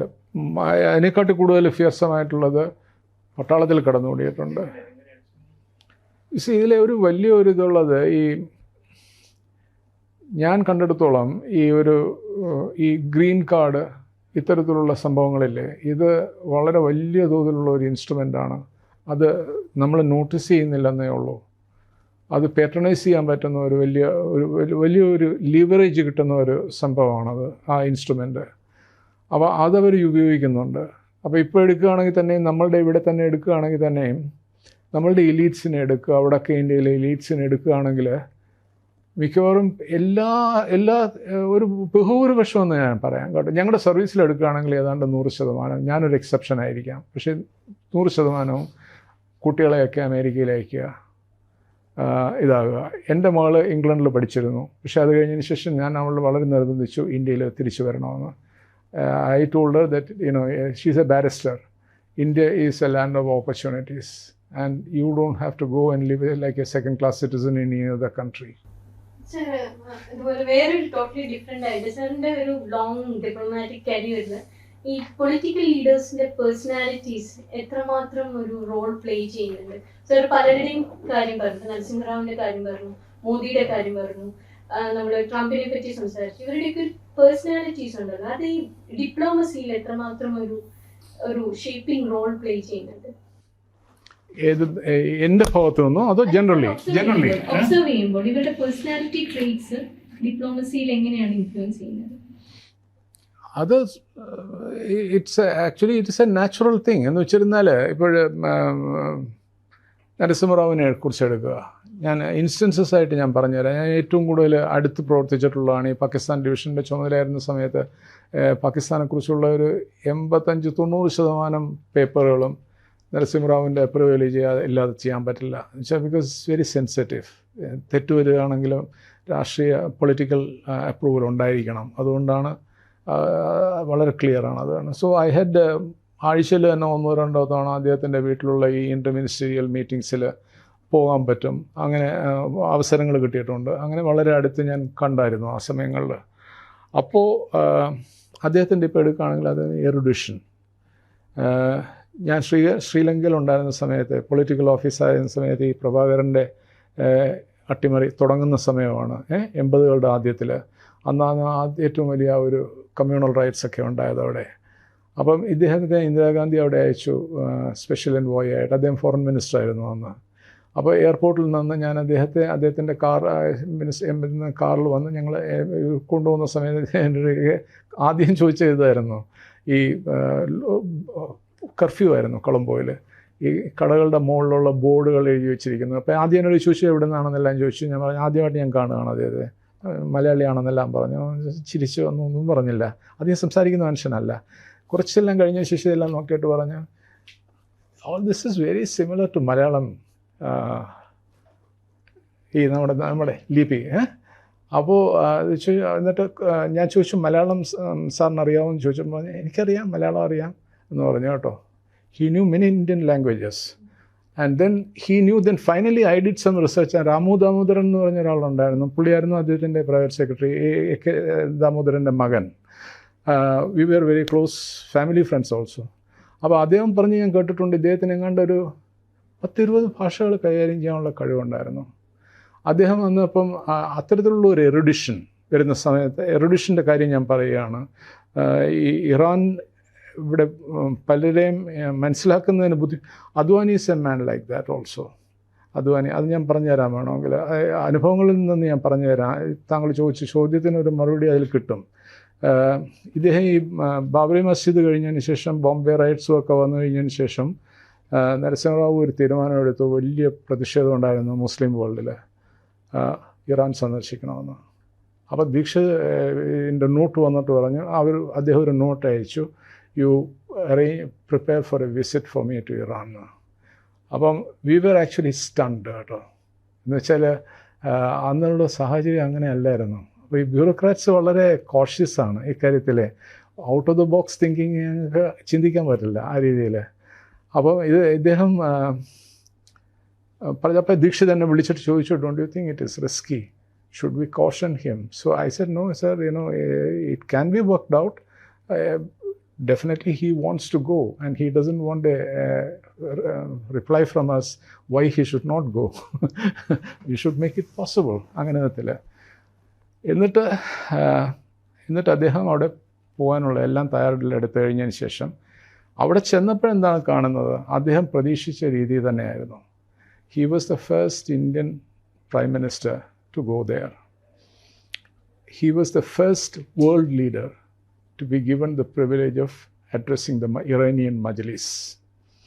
He had a private dinner on his day of arrival with Rafsanjani, who was the president. He was the first world leader to call on Iran's supreme leader. എന്നിട്ട് ഏറ്റവും വലിയൊരു ഇതുണ്ടായിരുന്നത്, ഇമാം ഖൊമേനിയുടെ ഒരു മൊസോലിയം ഉണ്ട്, ഖും എന്ന് പറഞ്ഞൊരു സിറ്റി കേട്ടിട്ടുണ്ടോ? അവിടുത്തെ ഈ വാരണസി എല്ലാം പോലെയുള്ള ഒരു ഇതാണ്, റിലീജിയസ് സെൻറ്ററാണ്. അവിടെയാണ് ഈ റിലീജിയസ് എസ്റ്റാബ്ലിഷ്മെൻറ്റ് തന്നെ ഉള്ളത്. അവിടുത്തെ റിലീജിയസ് എസ്റ്റാബ്ലിഷ്മെൻറ്റിൽ അവർ നരസിംഹറാവുവിന് ഒരു റിസപ്ഷൻ കൊടുത്തു. I mean it was absolutely unthinkable നടന്നത്. അന്ന് ബാബറി മസ്ജിദിൻ്റെ എല്ലാം കഴിഞ്ഞിട്ട് ഒരു 6-8 മാസം ആയതേ ഉള്ളൂ ഇത് നടക്കുന്ന സമയത്ത്. അപ്പോൾ you look at it, that his erudition came in to play and he stabilise the relationship. And then 2 years later, when we needed Iranian help, they stood up and helped us.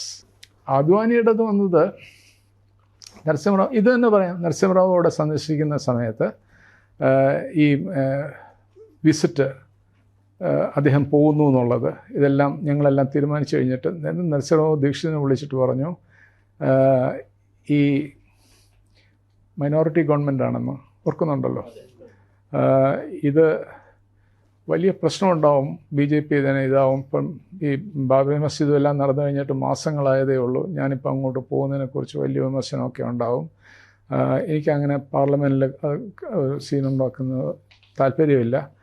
ആരുടെയെങ്കിലും എൻ്റെ പേര് പറഞ്ഞില്ല, അതിന് ഉദ്ദേശിച്ച് എന്നെ കാണാം, ആരെങ്കിലും എന്നെ കാണാറുള്ളതാണ്, അദ്ദേഹത്തിന് അറിയാൻ. ഞാൻ ഫോറിൻ സെക്രട്ടറി കഴിഞ്ഞാൽ പാകിസ്ഥാൻ്റെ കാര്യത്തിൻ്റെ എല്ലാ ചുമതലയും എനിക്കാണെന്നുള്ളത്, ഇറാൻ്റെ കാര്യവും. ആരെങ്കിലും ഒന്ന് പറഞ്ഞയക്കുമോ അദ്ദേഹത്തിനെ പോയി കാണാനായിട്ട്, എന്നിട്ട് ഒന്ന് മനസ്സിലാക്കി കൊടുക്കാൻ ഞാൻ എന്ത് ഉദ്ദേശിച്ചാണ് പോകുന്നതെന്നുള്ളത്. വളരെ കുറച്ച് സംസാരിക്കുന്ന ഒരു മനുഷ്യനാണ് കേട്ടോ. ഇങ്ങനെ മൂക്കെല്ലാം പിടിച്ചിങ്ങനെ ഇരിക്കത്തേ ഉള്ളൂ. അങ്ങനെ ദീക്ഷിത് തന്നെ വിളിച്ചിട്ട് പറഞ്ഞു, you seek a meeting with Advani and go there. അങ്ങനെ ഞാൻ അവിടെ ചെന്നു. അപ്പോൾ അവർ എനിക്കൊരു ചെറിയ സ്ലോട്ട് തന്നു, ഒരു 10 minutes 15 minutes. Anyway, to cut a long story short, I was with him for 1 hour. And as the talk proceeded and I started explaining ഇറാൻ്റെ റെവല്യൂഷനും അതിൻ്റെ why Indira Gandhi made up with the mullahs quickly, because she understood it was the moorings are nationalism, not jihadism. അപ്പോൾ അവിടെ തൊട്ടൊരു നല്ല starting point ആയിരുന്നു. ഇന്ദിരാഗാന്ധിയുടെ എറുഡിഷൻ എടുക്കുന്നത് അതിലൊരു classic instance ആണ് കേട്ടോ. എന്നിട്ട് ഇതൊക്കെ ഞാൻ ഇദ്ദേഹത്തിനോട് പറഞ്ഞപ്പോൾ actually he warmed up and he asked me a lot of searching questions കേട്ടോ. എന്നിട്ട് ഇപ്പം അദ്ദേഹത്തിൻ്റെ സെക്രട്ടറി ആണെന്നൊരു ചോപ്ര എന്ന് മറ്റു പറഞ്ഞൊരു മനുഷ്യനായിരുന്നു ഇദ്ദേഹത്തിൻ്റെ കൂടെ എപ്പോഴും ഉണ്ടായിരുന്നു, ഒരു Punjabi, he was in the corporate sector and all that. ആ സമയത്ത് അത് ഇങ്ങനെ അദ്ദേഹം കൂടെ ഒന്ന് പറയുന്നുണ്ടായിരുന്നു, സർ നെക്സ്റ്റ് മീറ്റിംഗ് എന്ന് വെച്ചാൽ എനിക്കിത് കേൾക്കേണ്ട ആവശ്യമുണ്ടെന്ന് പറഞ്ഞു. എല്ലാം കേട്ട് കഴിഞ്ഞതിന് ശേഷം ഒരു മിനിറ്റ് ഒന്നും മിണ്ടായിരുന്നിട്ട് പറഞ്ഞു, I think you people are doing A very good thing കേട്ടോ, you should go ahead with this. This is a very important relationship for us. You should go ahead with this and tell PM that we will make some noise, which is important, which is necessary, but he should not worry about it. കേട്ടോ പറഞ്ഞ് ആലോചിച്ച് നോക്കൂ, ഒരു breadth of vision മനുഷ്യൻ്റെത്. അവർ പാർലമെൻറ്റിൽ കുറച്ച് വിമർശിക്കുകയൊക്കെ ചെയ്തു, ഇങ്ങനെ മുസ്ലിം രാജ്യങ്ങളുടെ പുറകെ പോകുന്നു, അതായത് എന്നെല്ലാം പറഞ്ഞ് കുറച്ചെല്ലാം പറഞ്ഞിട്ട് അബ്സല്യൂട്ട്ലി നത്തിങ് ബിയോണ്ട് ഇറ്റ്. എന്നിട്ട് ഇദ്ദേഹം ഡെപ്യൂട്ടി പ്രൈം മിനിസ്റ്റർ ആയിരിക്കുന്ന സമയത്ത് വർഷങ്ങൾക്ക് ശേഷം ടർക്കിയിൽ വന്നിരുന്നു. ഞാൻ വാസ് അംബാസിഡർ ദെയർ. അപ്പോൾ ഞാൻ ഇദ്ദേഹത്തിന് ഇസ്താൻബുളിൽ കൊണ്ടുപോയി. അപ്പോൾ അദ്ദേഹം വന്നത് തന്നെ ഒരു വലിയൊരു പ്രോജക്റ്റിലായിരുന്നു. അവിടുത്തെ ഇൻ്റലിജൻസ് ഏജൻസിയും നമ്മളുടെ ഇൻ്റലിജൻസ് ഏജൻസിയും തമ്മിൽ ഇൻസ്റ്റിറ്റ്യൂഷണലൈസ്ഡ് ആയിട്ടുള്ള റിലേഷൻഷിപ്പ് ഉണ്ടാക്കുന്നതിനായിട്ടാണ് അദ്ദേഹം അവിടെ വന്നത്. അപ്പം it was A golden year in India Turkey relationship. ഞാൻ പത്രത്തിൽ എഴുതിയത്, ഇന്ത്യൻ എക്സ്പ്രസ്സിൽ ഞാൻ എഴുതിയത് 1-2 മാസം മുമ്പ് ഒരു ഓപ്പറ്റിൽ. അവിടെ ഈ ഹയ സോഫിയ എന്ന് പറഞ്ഞാൽ കേട്ടിട്ടുണ്ടോ അടുത്ത ഒരു ഇതുള്ളത്? അത് പണ്ടൊരു ഞാൻ അദ്ദേഹത്തിന് അവിടെ കൊണ്ടുപോയി. ഞാനത് കെയർഫുള്ളായിട്ട് ചൂസ് ചെയ്ത് കൊണ്ടുപോയതാണ്. അപ്പോൾ അവിടെ വന്നപ്പോൾ ദുബലും ഉണ്ടായിരുന്നു ഇദ്ദേഹത്തിൻ്റെ കൂടെ. ദുബൽ എന്ന ആ സമയത്ത് IVയുടെ ചീഫായിരുന്നു. ദുബലും ഞാനും വലിയ ഫ്രണ്ട്സ് ആയിരുന്നു. അത് കാരണം ഞാൻ വെരി ഗുഡ് ടൈം, 4 ദിവസത്തെ വിസിറ്റായിരുന്നു. So I was with them throughout and all that. എന്നിട്ട് ഇസ്താൻബുളിൽ ചെന്നിട്ട് ഞാൻ ഈ മോസ്കിൽ കൊണ്ടുവന്നു അദ്ദേഹത്തെ. It's a marvellous architectural piece. Ottoman പാലസിൻ്റെ ഒരു തുടർച്ചയായിട്ട് കിടക്കുന്ന ഒരു സ്ഥലമാണ്. അവിടെ വന്നിട്ട് ഇദ്ദേഹം ഈ സെൻറ്റാ സോഫിയ എന്ന് പറയുന്ന ഒരു ഗ്രേറ്റ് കത്തീഡ്രലായിരുന്നു അത്. അപ്പം ഞാൻ ചോദിച്ചു, സാറിന് ഇതിൻ്റെ ചരിത്രം അറിയാമെന്ന് ചോദിച്ചു കേട്ടോ. അപ്പോൾ പറഞ്ഞില്ല, അറിയില്ല എന്ന് പറഞ്ഞു. ഞാൻ പറഞ്ഞു, this use to be a mosque, this use to be a church cathedral. ആ കത്തീഡ്രൽ കൺവേർട്ട് ചെയ്തതാണ് ഈ മോസ്ക് എന്ന്. മനസ്സിലായി, അത് ചിരിച്ചോട്ടെ, ഞാൻ മനസ്സിലായി അദ്ദേഹത്തിന് ഞാൻ ഉദ്ദേശിച്ചത് എന്താണെന്ന് സ്റ്റോണ്ടിങ് ചെയ്യുന്നത് കേട്ടോ. അപ്പോൾ ഇങ്ങനത്തെ ഒരു മനുഷ്യനാണ് കേട്ടോ. Actually he is very tolerant man കേട്ടോ, very tolerant man. And he's a humanist. വെളിയിൽ നിന്ന് നോക്കിയാൽ ചാരിയറ്റിൽ ബാബറി മസ്ജിദ് തകർക്കാൻ പോയ ഒരു മനുഷ്യനായിട്ടെന്നല്ലേ നമ്മൾ ആലോചിക്കുകയുള്ളൂ. അതല്ല വ്യക്തികൾ. അതുകൊണ്ട് രാഷ്ട്രീയക്കാർക്ക് തീർച്ചയായിട്ടും അവരുടേതായിട്ടുള്ള വ്യക്തിത്വം ഉണ്ട് കേട്ടോ. മോദിയുടെ പേഴ്സണാലിറ്റി ട്രേറ്റ്സ്, പ്രൈം മിനിസ്റ്റർ മോദിയുടെ ഒരു personality traits as A diplomat sir എങ്ങനെ നോക്കി കാണുന്നത്? ഞാൻ ഡിപ്ലോമാസി വിട്ടല്ലോ അദ്ദേഹം വന്നപ്പോഴത്തേക്ക്. ഞാൻ 2000 ഞാൻ റിട്ടയർ ചെയ്യുന്നതിന് മുമ്പ് I left the service because I wanted A different way of life. അങ്ങനെ പിന്നെ ഞാൻ എഴുത്തും കാര്യങ്ങളും എല്ലാം തുടങ്ങി ആ സമയത്തോട്ട്. മോഡിയുടെ കാര്യത്തിൽ ഞാനിപ്പോൾ ഇറ്റ്സ് എ കോംപ്ലക്സ് പേഴ്സണാലിറ്റി കേട്ടോ. ഈ ശ്രീവാസ്തവ എന്ന് പറഞ്ഞൊരു BBC കറസ്പോണ്ടൻ്റ് ഉണ്ടല്ലോ, കേട്ടിട്ടുണ്ടോ? ശ്രീവാസ്തവ എന്ന് പറഞ്ഞ് പണ്ടുണ്ടായിരുന്നു, സതീഷ് ജേക്കബോ എല്ലാം കഴിഞ്ഞിട്ടുള്ളൂ. എന്നിട്ട് ഇപ്പോൾ അദ്ദേഹം എവിടെയാണെന്നറിയില്ല. അദ്ദേഹം അന്ന് FM സ്റ്റേഷന് വേണ്ടി ഒരു റെക്കോർഡിങ് നടത്തി. എന്നിട്ട് എന്തോ കാരണവശാൽ അവരത് ബ്രോഡ്കാസ്റ്റ് ചെയ്യാൻ പോയില്ല. ഇപ്പോഴവർ ബ്രോഡ്കാസ്റ്റ് ചെയ്യുകയാണ് അത്. If you want you just listen to it. 1 hour ഒരു പ്രോഗ്രാമാണത്, നരേന്ദ്രമോദി. അത് അദ്ദേഹം അവിടെ ചീഫ് മിനിസ്റ്റർ ആയിരിക്കുന്ന സമയത്ത് ഇൻ്റർവ്യൂസ് ഒന്നും കൊടുക്കാത്ത ഒരു സമയത്ത് അദ്ദേഹവുമായിട്ട് ഇദ്ദേഹം ബന്ധപ്പെട്ടിട്ട് ഇൻ്റർവ്യൂ വേണമെന്ന് പറഞ്ഞു. ആൻഡ് ദെൻ അദ്ദേഹം പറഞ്ഞു, ഞാനങ്ങനെ ഒന്നും സംസാരിക്കാൻ പോകുന്നില്ല, ഇതെല്ലാം ഇവിടുത്തെ രാഷ്ട്രീയത്തിലെ പ്രധാനപ്പെട്ട കാര്യങ്ങളാണെന്നെല്ലാം പറഞ്ഞു. അപ്പോൾ പറഞ്ഞു, ഞങ്ങളുടെ താല്പര്യം, BBCയുടെ താല്പര്യം ഈ FM സ്റ്റേഷൻ രാഷ്ട്രീയം ഡിസ്കസ് ചെയ്യത്തില്ല.